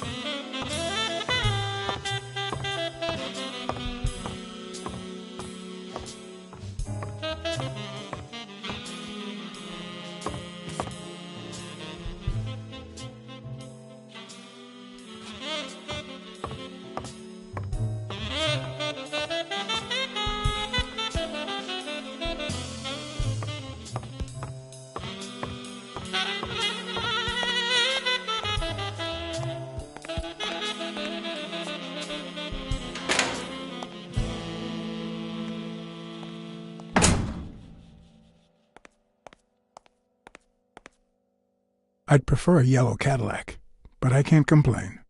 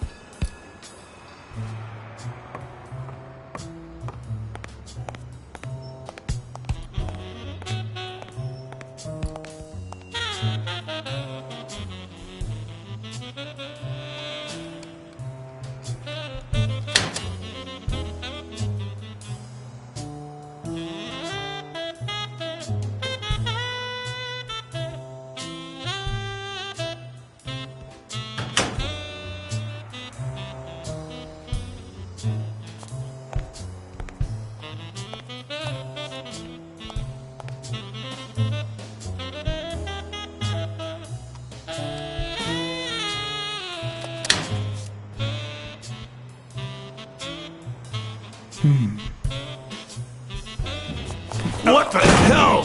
Hey, Jake, give me one good reason not to smash in your face. What the hell are you doing in my locker? Come on, man. We're friends. Calm down. Friends don't spy on each other. Get off me. Sometimes, John, I could just punch you.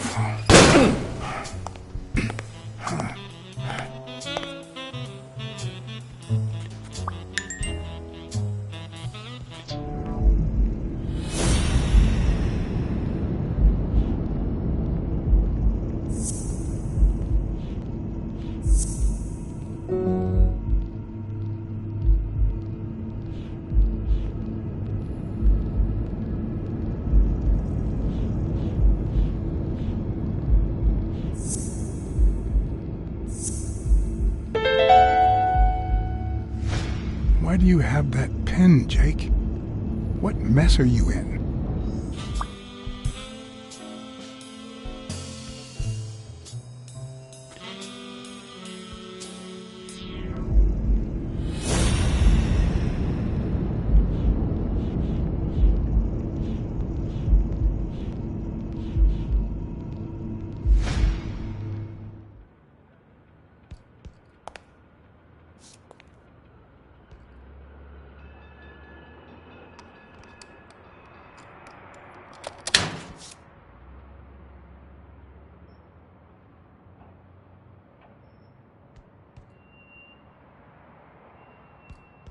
Damn.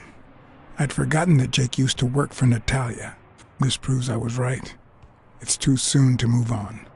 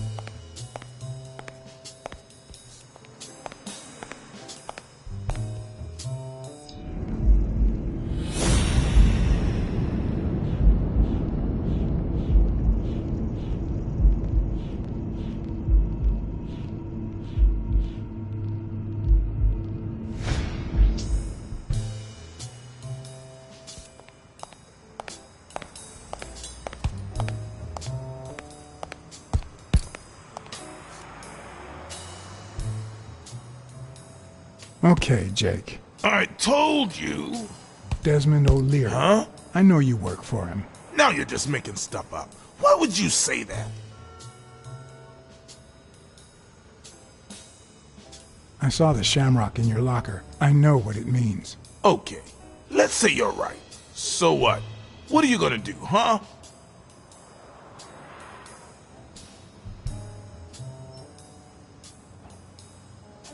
I could tell your friend Sonia. Does she know? Don't you dare. All right. You win, pussycat. Business isn't going that well lately. Natalia was my last well-paying job. And it's been a while.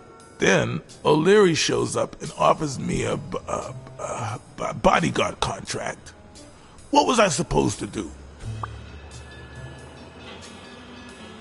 Yeah, I understand.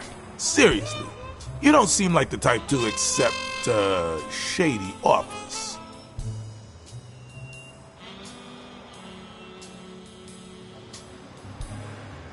I've done things like that, and worse, that I'm not proud of them.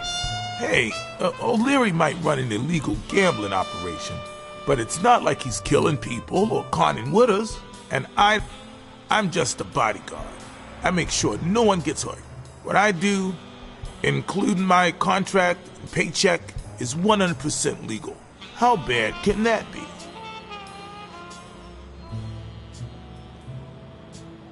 Yeah, you're right. The fact that his business is illegal doesn't turn you into a criminal. We're only accountable for our own actions. But that's not what bothers me.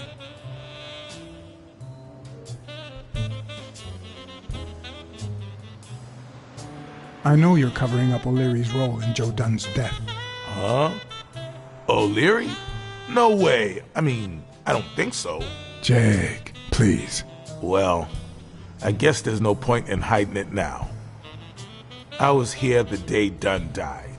Go on. I had to take care of some business for O'Leary. He makes me wear the shamrock when I work for him. I left the damn thing in my locker. Say no more. You came in the back door. How did you... Yeah, that's it. Joe had mentioned he'd been painting that afternoon, but I forgot.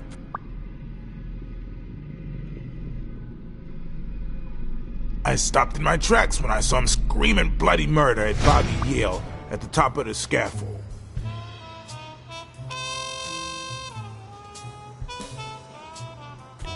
Did this happen often? Not in the last few years. Apparently, Bobby wanted to do something. Something that horrified Joe.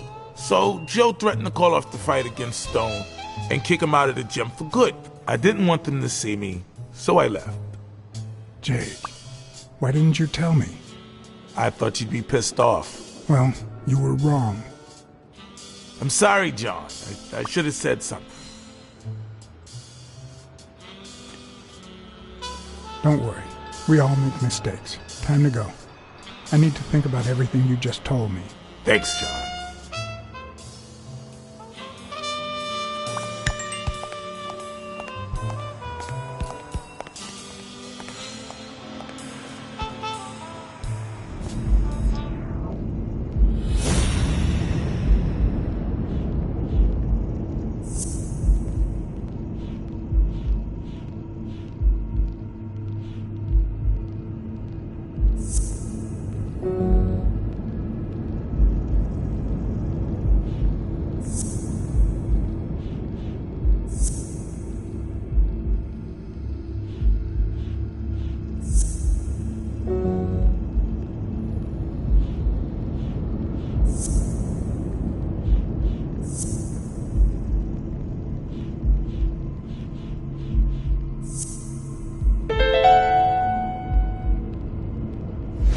Dunn must have punched the can while he was arguing with Yale.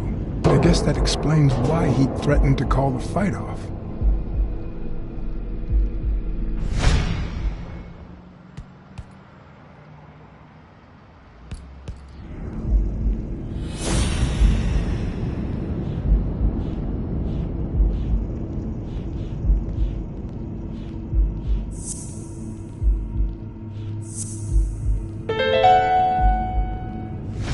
Christ. Did Yale kill Dunn just because he wanted to call off the fight?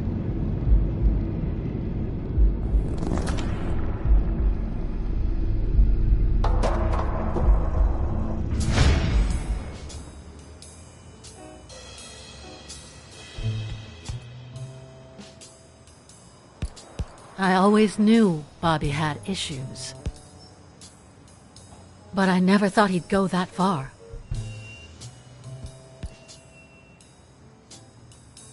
I couldn't say.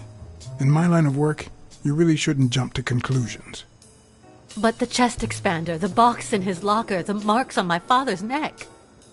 It all leads to him.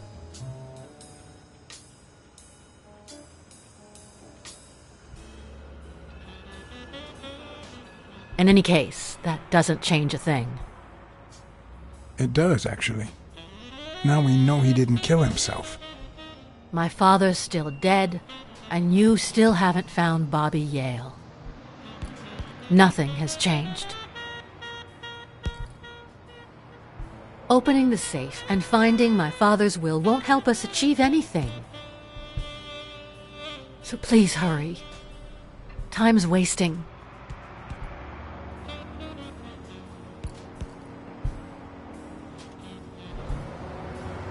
Sonia's indifference never ceased to amaze me.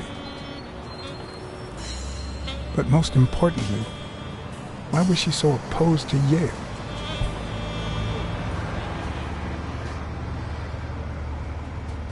John Blacksad? I think I owe you an apology.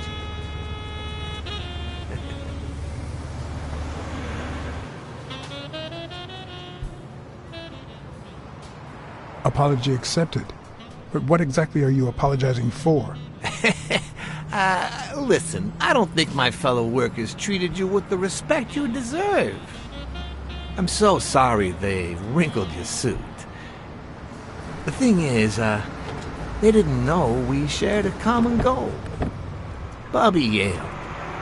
I want to find him and get to the bottom of this as much as you do, Mr. Blacksad. So please, kindly accept my invitation. Why not share our findings? Come on.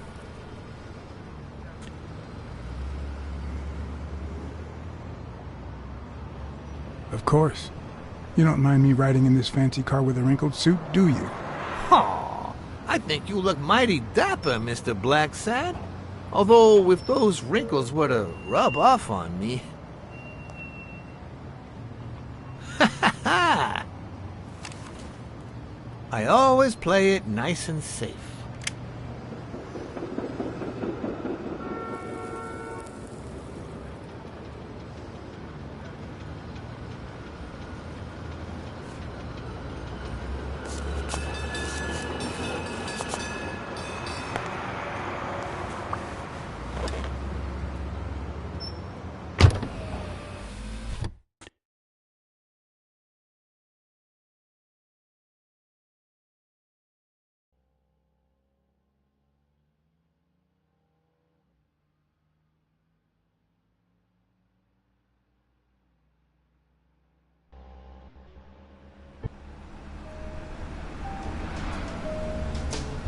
Thank you, Blacksad. You won't regret this. So let's cut to the chase. I need Bobby Yale to fight Stone. There's just too much money at stake. So, I'm offering you my help to find Yale. Let's work together.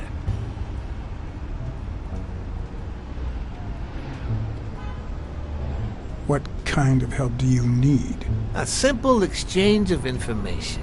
You're a good detective, and I, well, let's just say I have my own ways of making people talk.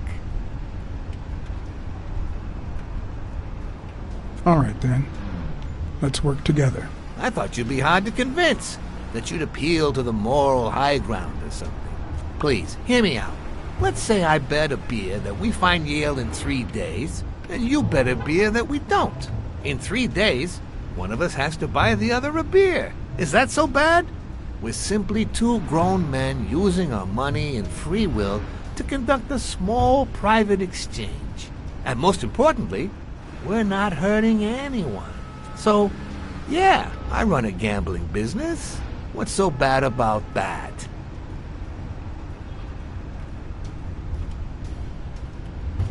I can't really say. Well, I can. Nothing. But I'll tell you what is wrong. The way our government is ruining America. We live in a so-called free country, a place where honest people can make a living, provided they don't hurt anybody. We're not communists. Well, at least I'm not. I would have never thought otherwise. As for me,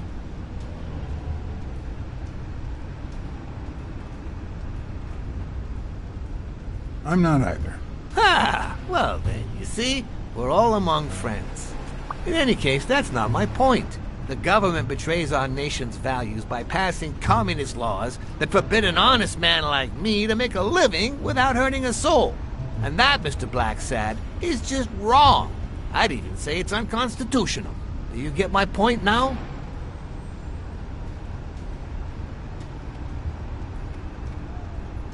All right. I get your point. Ha! I knew you would.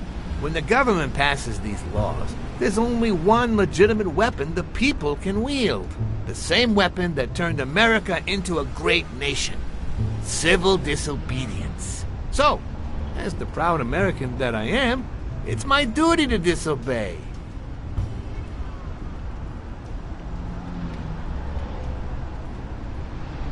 Sure. But there's no room for your ways in civil disobedience. My ways? Oh, I know what you're getting at. But what's past is past. I wasn't always a boss, you know. No, sir. I started at the bottom, when Lucky Blitzen ran the show. That good for nothing. His was a reign of terror, extortion, violence, you know, that sort of unpleasant thing. When I took over, I decided I'd make people want to do my bidding. Not out of fear, but out of gratitude. I decided to help people so they would help me. That beating your thugs gave me was really helpful. Thank you so much. Those poor bastards didn't even know you were a detective, that you were on our side. Maybe at first. But when they tied me up and beat the socks off me, they knew very well who I was. Seriously? That goes against my rules. Who was it?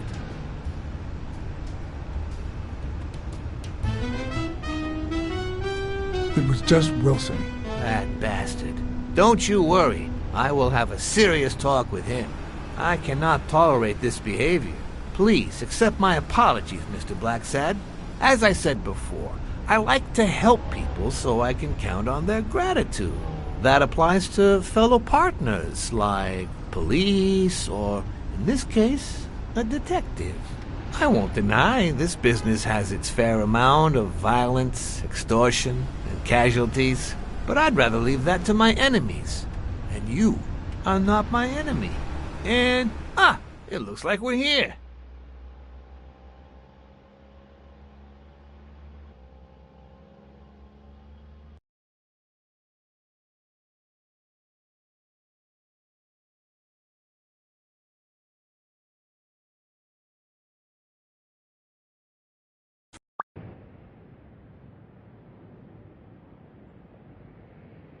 Yale's apartment? I told you I'm on your side. Go ahead, search the place. I'll wait down here. When you're done, you can honor our arrangement and share your findings with me. Or not. It's your call, Mr. Blacksad. I'll make sure you're suitably compensated. Wilson, come here.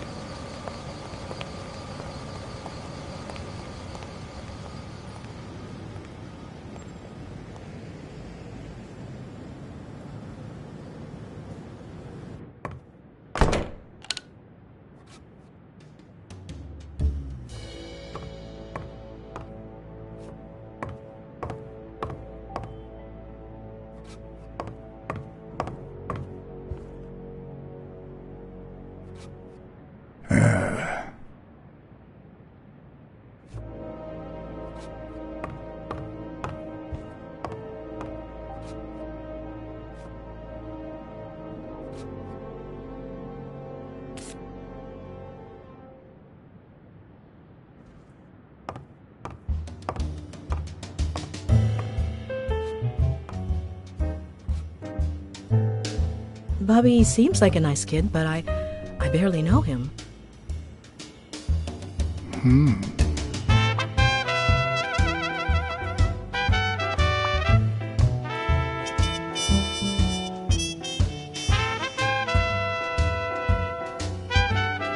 The worst thing about O'Leary's boys dropping by isn't the beating, but the fact that I can't tell what's theirs and what's Yale's. Doesn't seem like the best food for a boxer. Then again, it could be your classic bookie thug lunch.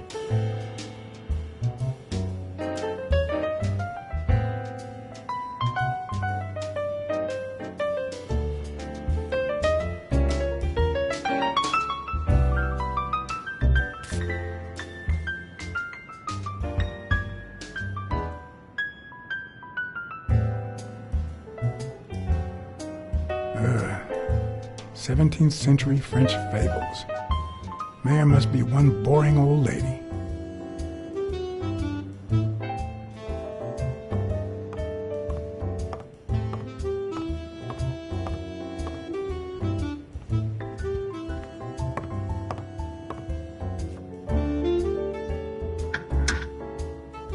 Why would you want such a big closet for so few clothes?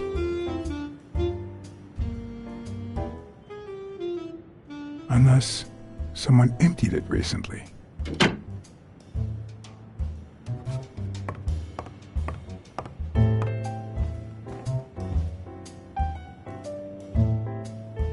Nice chain.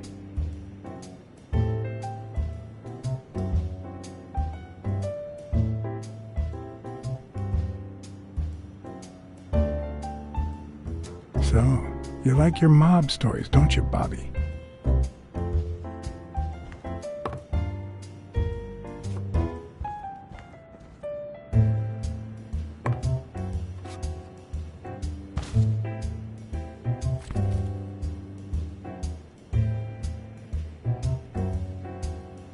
Copy 1 of 3. Do you know any of his relatives? His father, Avenarius. Avenarius? The boxer poet? Didn't he disappear 20 years ago?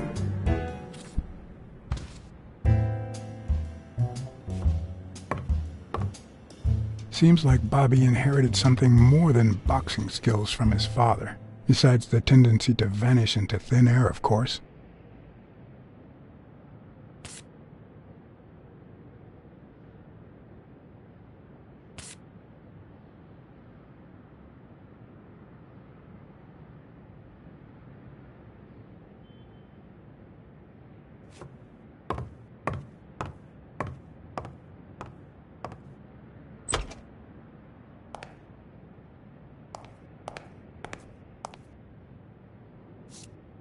Judging by the general state of the apartment, they were leading a quiet life.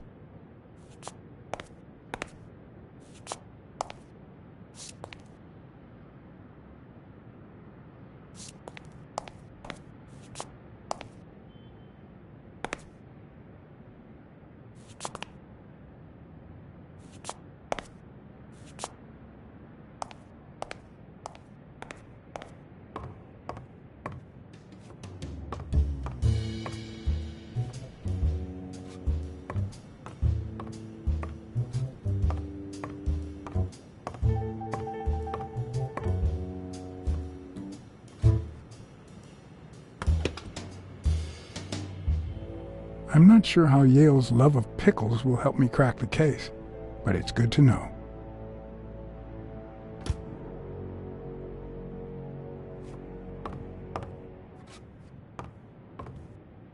A woman's fragrance, almost angelical.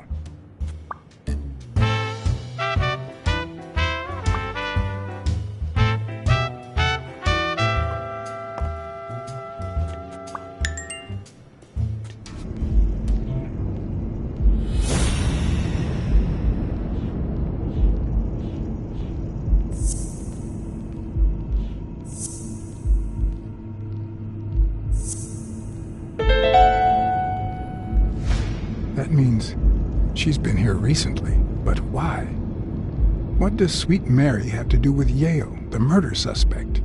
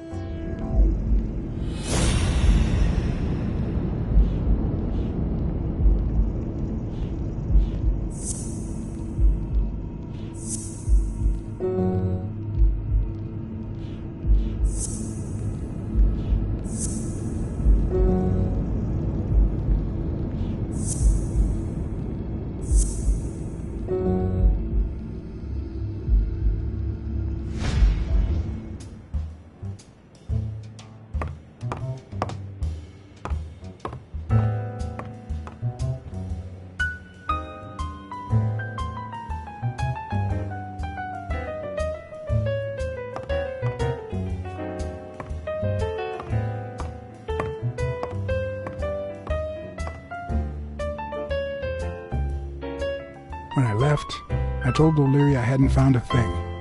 The minute I was alone, I left for Mary's. But before all that, I took a small parting gift for her.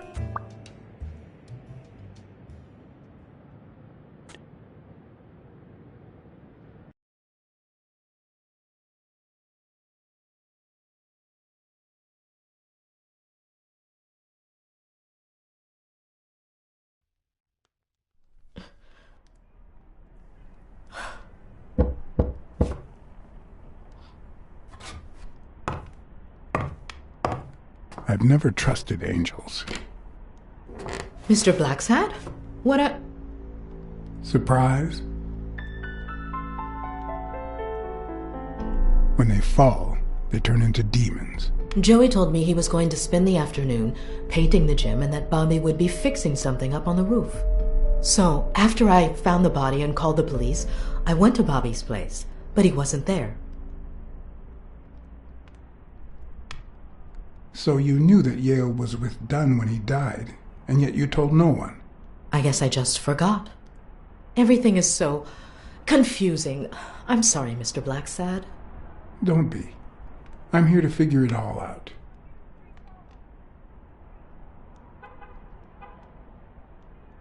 What's your relationship with Bobby Yale? He was like a son to Joey, and we were about to get married, so, you know. Okay, I think it's time to set things straight.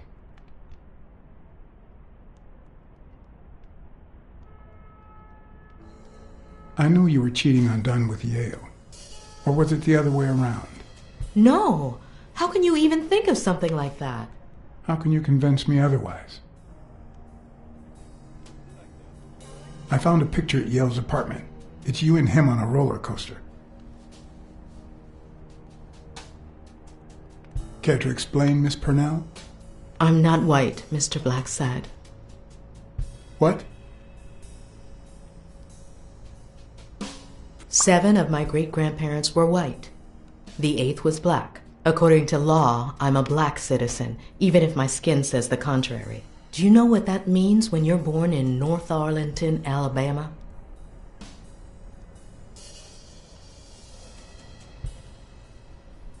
Segregated housing, with far worse homes for colored people.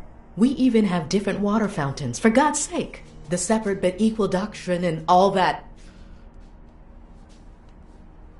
That crap. And all the lies. That's why I moved here. No one knows what color my great-grandparents were.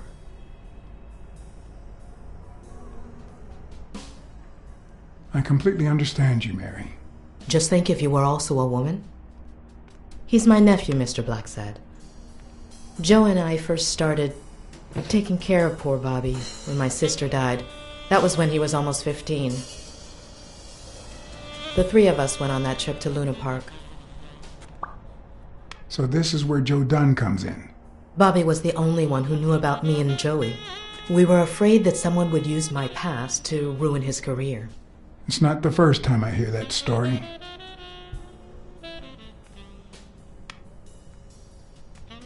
I'm sorry I accused you so lightly. Don't worry, I understand.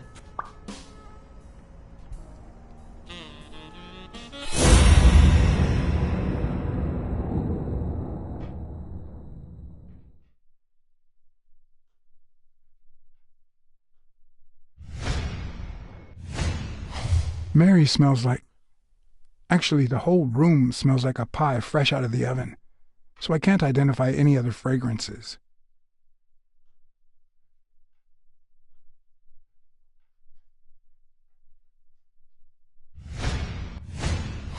TV and radio all in one. Where will these mad times lead us?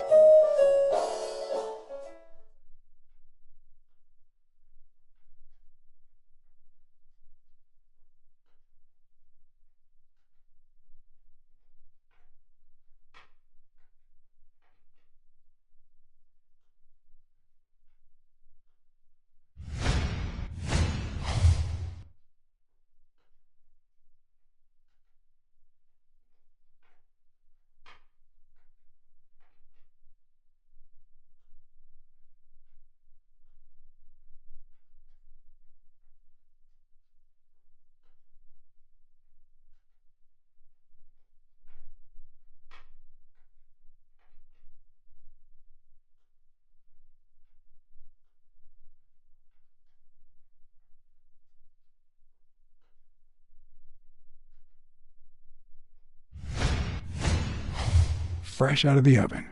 The whole room smells like pie.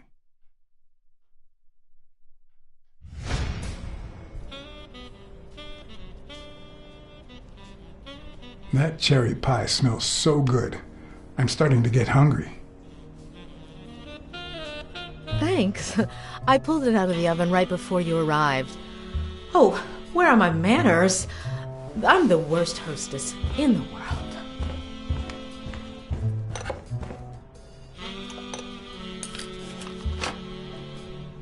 Let me go get a knife from the kitchen.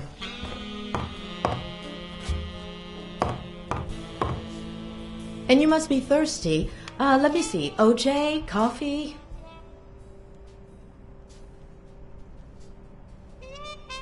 OJ is fine, thanks. She's wearing the same clothes in both pictures, so she's probably telling the truth.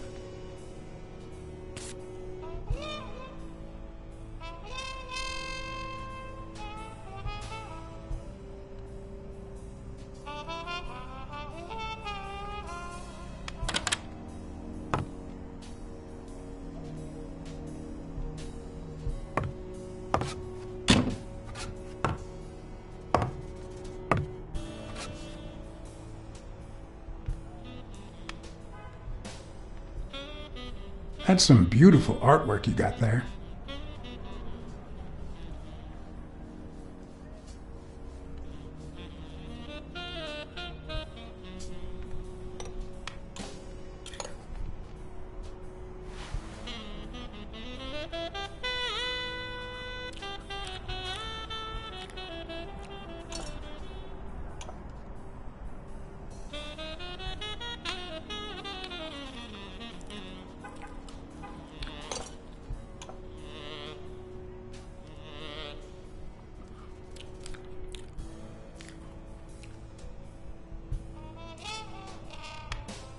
About Sonia Dunn and the ring. I managed to hide the truth from her. I appreciate it, but at the same time... What? No, nothing. Maybe she has a right to know.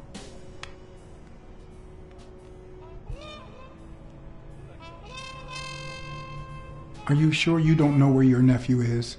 I've looked everywhere. He's nowhere to be found. Don't worry. I'll find him. Thank you.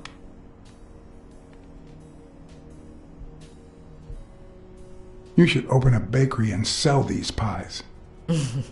Thanks. Joey used to say the same thing.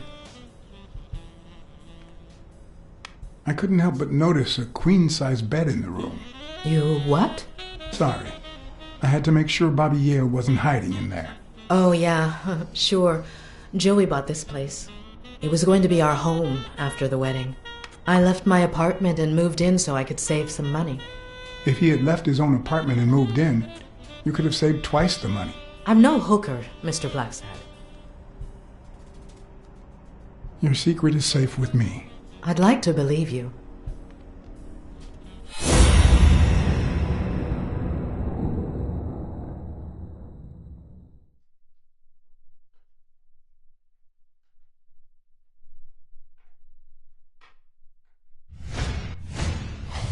Now that there's almost no pie left, the scent has also disappeared.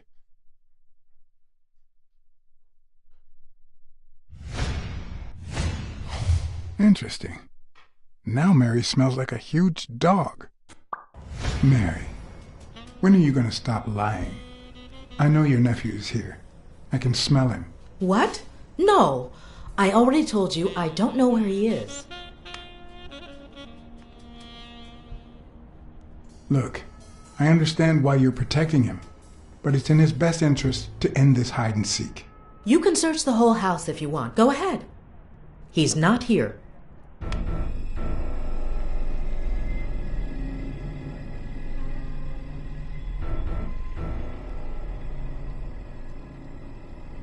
Look, if he's making you do this, just tell me. I'll protect you. Bobby would never do that. If he's not here right now, he must have left shortly before I got here. Where did he go? Shortly before you got here? I wish.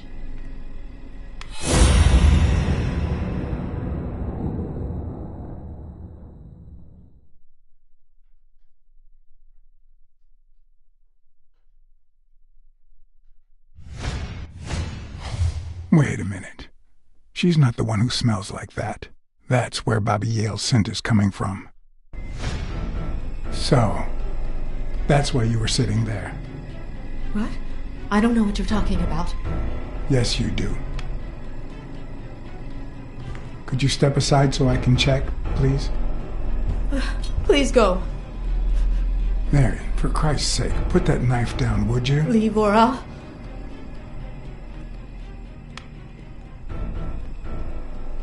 Mary, I came here to help.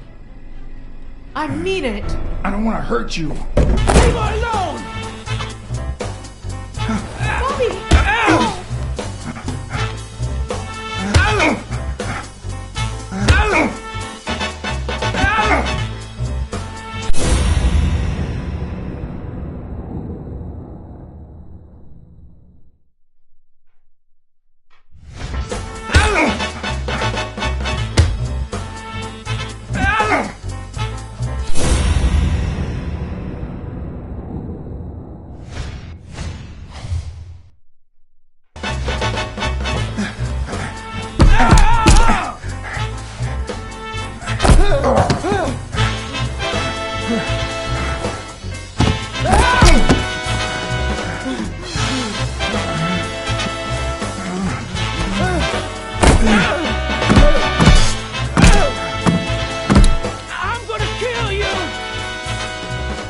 I'm on your side, Bobby.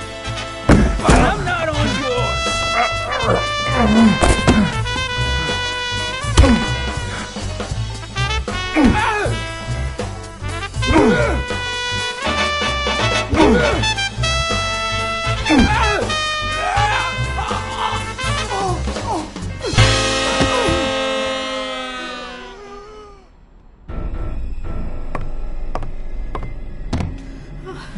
Bobby! Call an ambulance. Do as I say. Go on, call an ambulance. Do it now. In the face of a heart attack, there's two things you can't forget.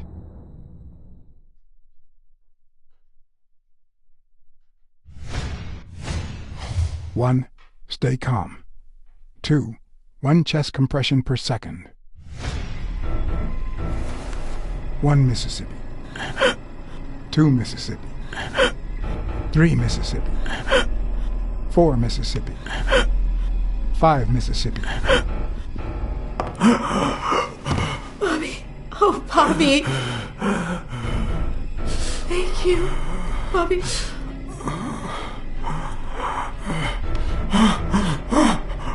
Bobby. Thank you.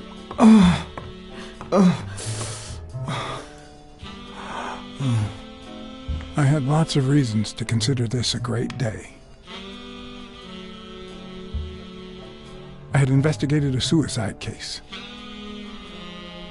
I had discovered that, in truth, we were dealing with a murder. I had found and captured the prime suspect. And I had saved a life.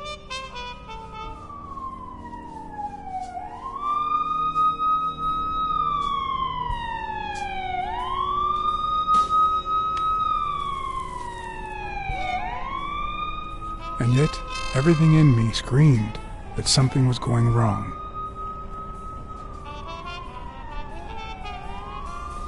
Terribly wrong.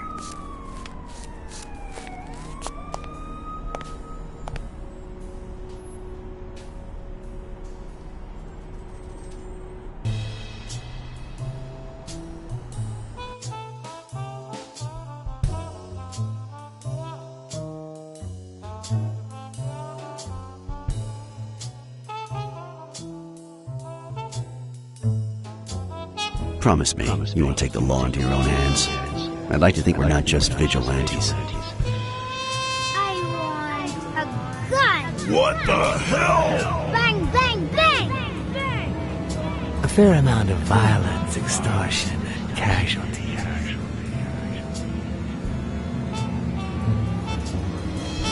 I hate detectives. Bang, bang, bang! You're dead meat, cat. That you, Smirnoff? You seem agitated. Nightmare?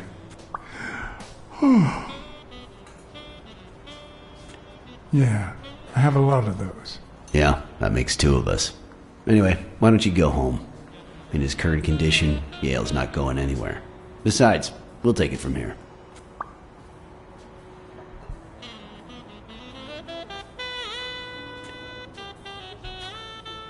Who is that? Can we trust him?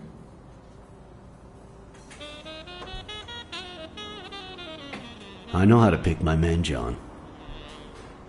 You? I'm not so sure. You promised me you wouldn't intervene.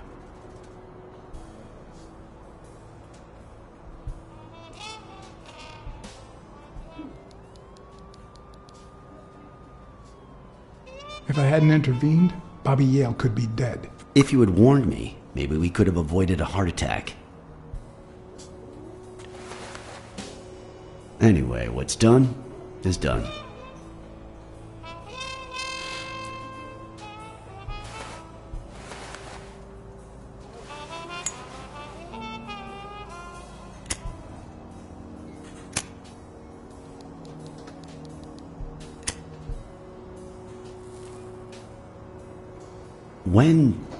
When exactly did you realize that he killed Dunn?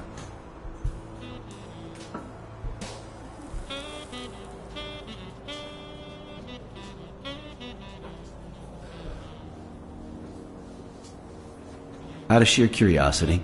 I'm a cop after all.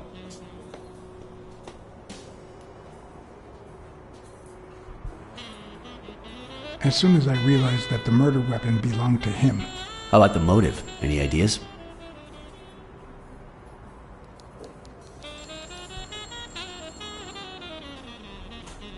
I know Dunn wanted to call the fight off after something Yale did, but I still don't know what. In any case, hopefully Yale will tell us more. Would you let me ask him some questions when he wakes up? I know you will, with or without my permission, so I'd rather not feel betrayed. In exchange, drop by the station when you can. Your investigation could really help my men. Who, by the way, must be waiting for me to interrogate Mary Purnell. Boy, she was hard to pry from Yale's side.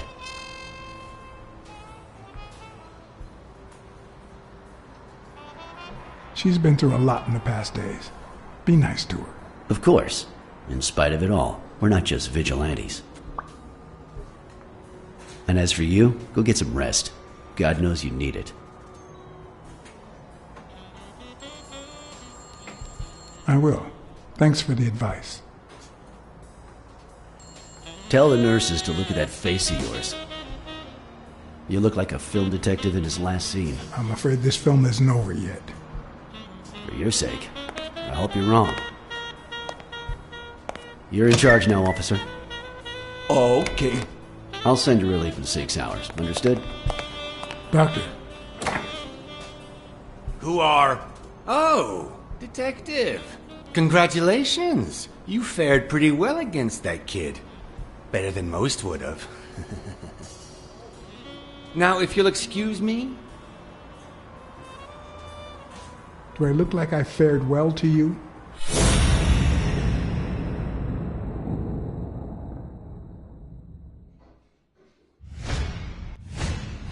We, as a society, simply don't trust reptiles. But that's not the real problem. The real problem is our extended belief that there's logic to that distrust, that it's natural and well-founded.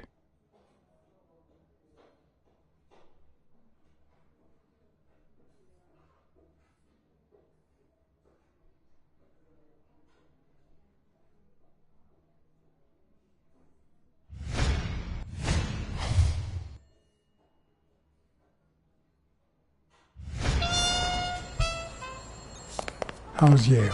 Is he awake? Oh, yeah. Go check on him before he falls asleep again. Although, try not to bother him with too many questions. Will he be ready to fight in 2 weeks? It's too soon to tell. He did have a heart attack after all.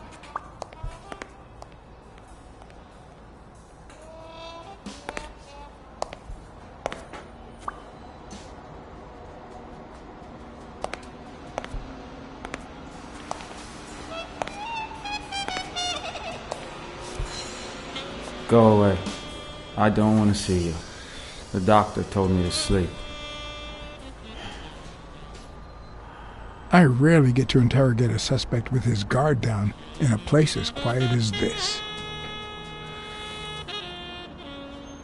Getting the chance to study his body language with no distractions is a rare gift.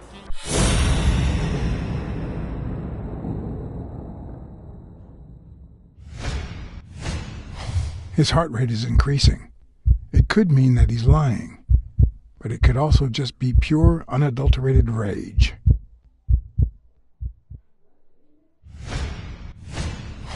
He's looking straight at me. If he couldn't hold my stare, I'd think he's lying, but that's not the case.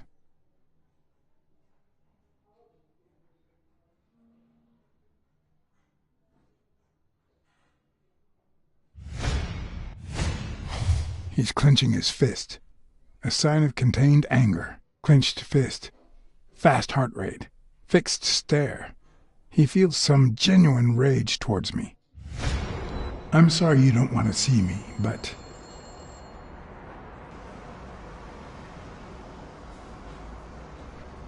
I saved your life, son. Maybe my aunt feels gratitude. I certainly don't. Luckily, I just got my medication. I'll be snoozing soon. All right, I'll just cut to the chase. Who killed Joe Dunn? What? Are you trying to confuse me? Joe hanged himself.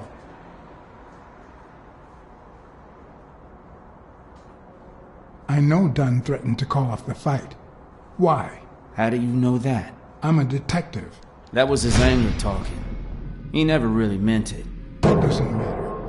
Why was he so mad at you? What did you do? Nothing.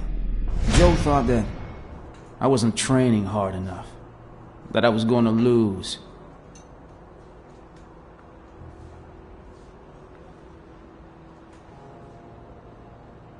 Dunn was too short to hang himself with that rope.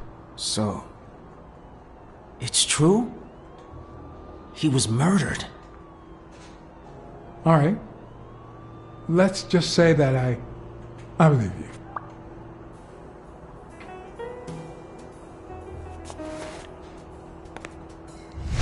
The murderer killed Dunn with a chest expander and planted evidence to make us believe it was suicide. But he also left enough clues behind to make sure we found the true murder weapon. Then he put the chest expander box in your locker to frame you.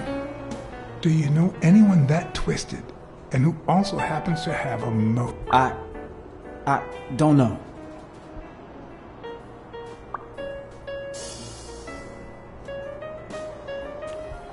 What about Frank Cassidy? Do you think he has a motive? Maybe. A few weeks ago, Joe took me to a boxing managers association meeting. Headed by Cassidy. Yeah. He was obsessed with making it illegal for boxers to fight without a manager. Or without an associated manager. Everyone seemed to go along with it until Joe spoke up. He said that would lower us to mob status. That Cassidy had founded the association just to make money by monopolizing the sport. That made others think twice. And Cassidy ended up empty-handed.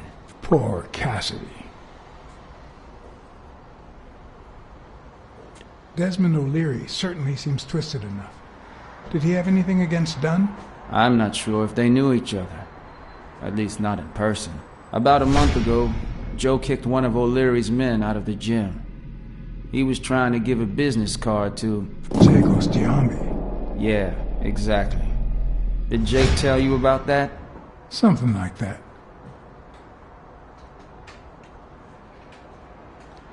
Maybe it was... What am I saying? Jake could never pull off something like that. Nothing. Never mind. What about Sonia Dunn? Sonia? I doubt it. She's odd, but she's his daughter. I've seen worse, believe me. Blacksad. I think I owe you an, You know, my father disappeared when I was 6, right after winning a fight. We never heard from him again. Do you know what that does to a kid? Who knows where I'd be if Joe Dunn hadn't been in my life. Even when I lost my way and put a gun to his head years later, he still took me under his wing and managed to steer me in the right direction. And now that he's gone, you're risking your life to find his murderer. Thanks.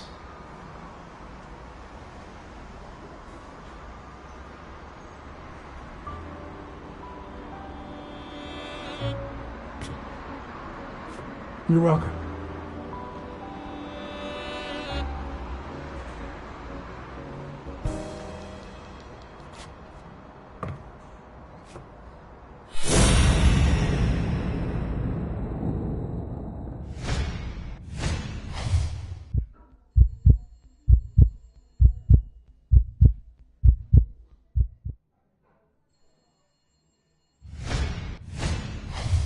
Scans say a lot about what's going on inside a person.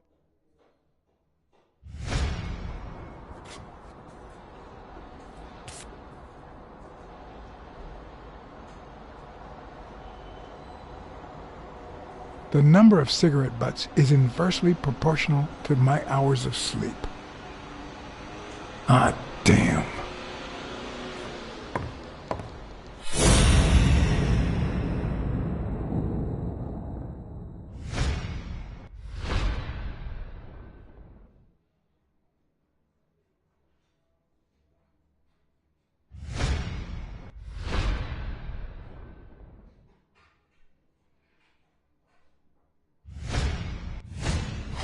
Is that eye movement normal?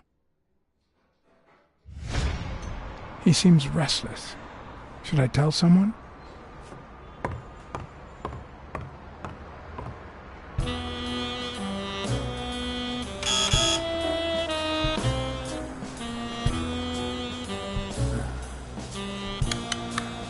See? There's no fever whatsoever. He must be having a nightmare. Are you sure? Wouldn't you have nightmares too, after what he went through yesterday? I know I sure wouldn't sleep. I have nightmares myself, but those go way back. Oh, the poor thing. Do you know what my nightmare is? It's that witch I have to work with.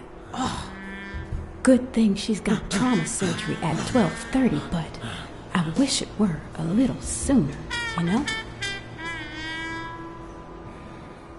Anyway, thank you for letting me know, and for bringing him in. You don't know how excited I am to be involved in a criminal case. It might not be important, but I need to take a look at his medical report.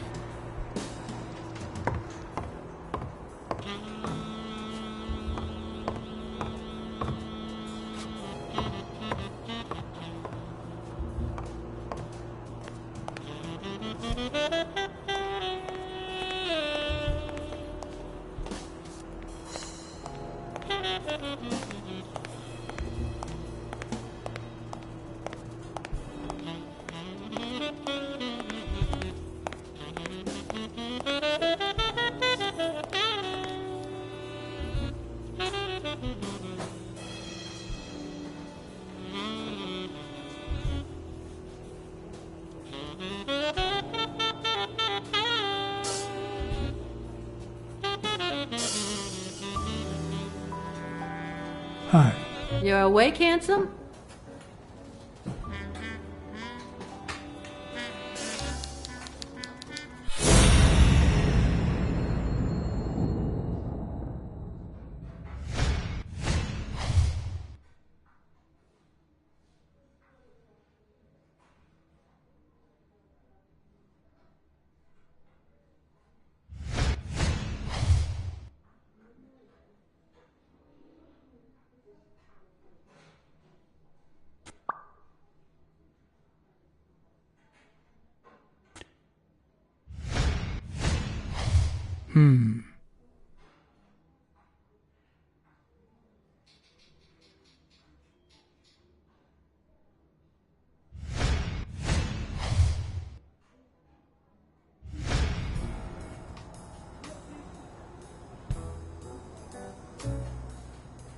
I'll take a pack of Morleys, please.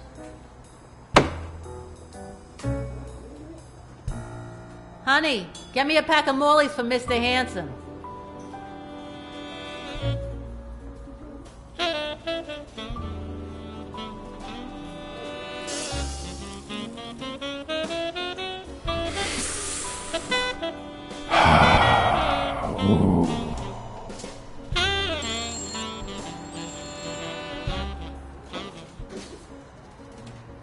Yale's medical report is right there. Mind if I take a look?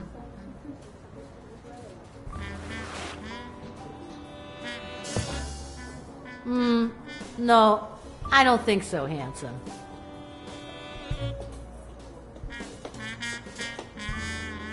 What if you show me Yale's report and I buy you dinner? You're handsome, all right, but I'm not stupid.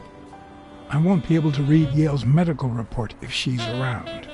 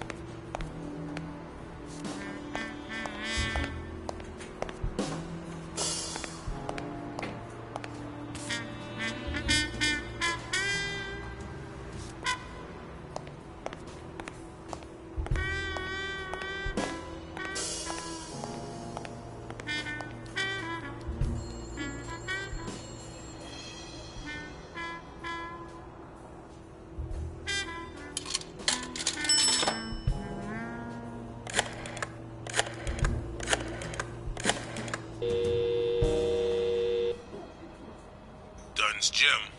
Sheikh Ostiombe speaking.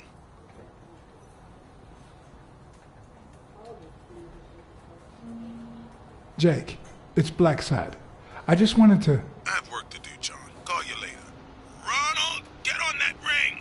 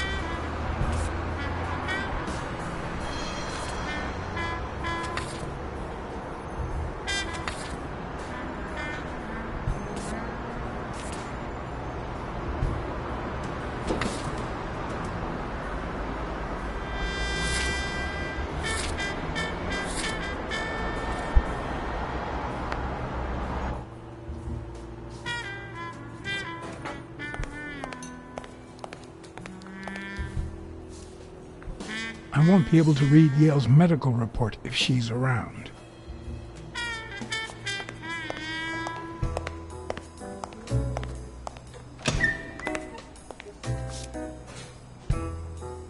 Jerry, hi, Phil. Long time no see. Blacksad, I didn't want to wake you. How's the boy? Asleep. I hope he recovers in time for the fight. I got tickets. Although between you and me, he doesn't stand a chance. It'll be a fun bout, nonetheless. Not like this. God, this is boring.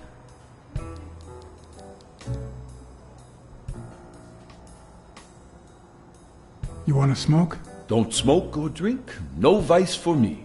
Smoking's dirty. Alcohol goes straight to your head. And women, they're all just mean. Well, everyone except mine. Are the odds against Yale that bad? The boy's talented, don't get me wrong. But stone is stone, you know? I bet half my pay, but you know, no vice for me. You say you've got a good job, and yet you're bored. Well, it's just a figure of speech, really. I like my job. Is it boring? Yes, but I can entertain myself with a good fight or a football game. Well, watching them, that is. Are you sure about that? Not even one little vice? Nope. Between you and me, when someone gives in to vice, it's because something's missing. Something in their life just isn't right. I've got a good wife, a good job, a good house, a good TV, and a good hobby. Sport. Well, watching them, that is. What else do I need, eh? Blacksad, ice is for losers. Man, I'm bored. Well, I'm going back in.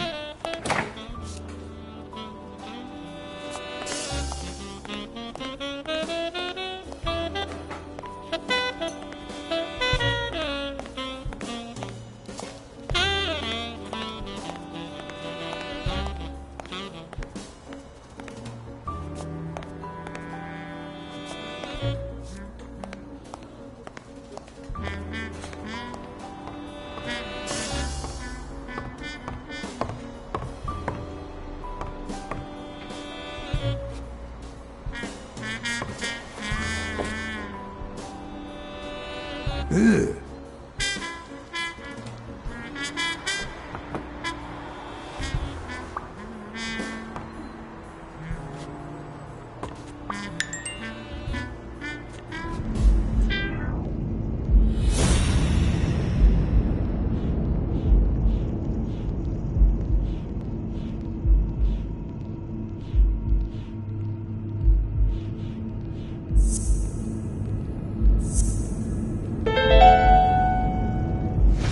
No, the footprints don't match.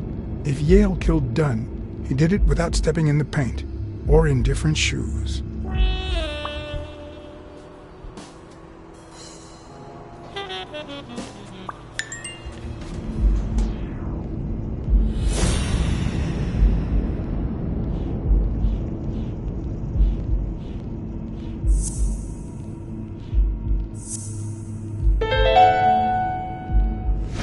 It seems like the Doe nurse will be assisting Dr. Talbot during his 12:30 surgery.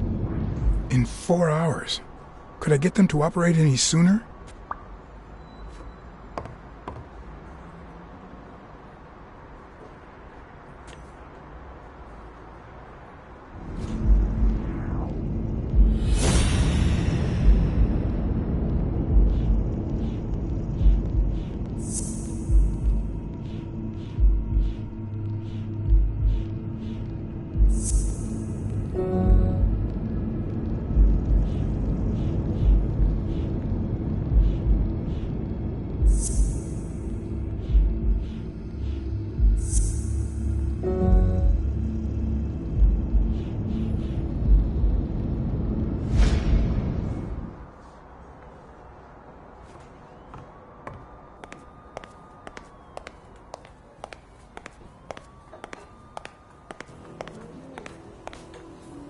I won't be able to read Yale's medical report if she's around.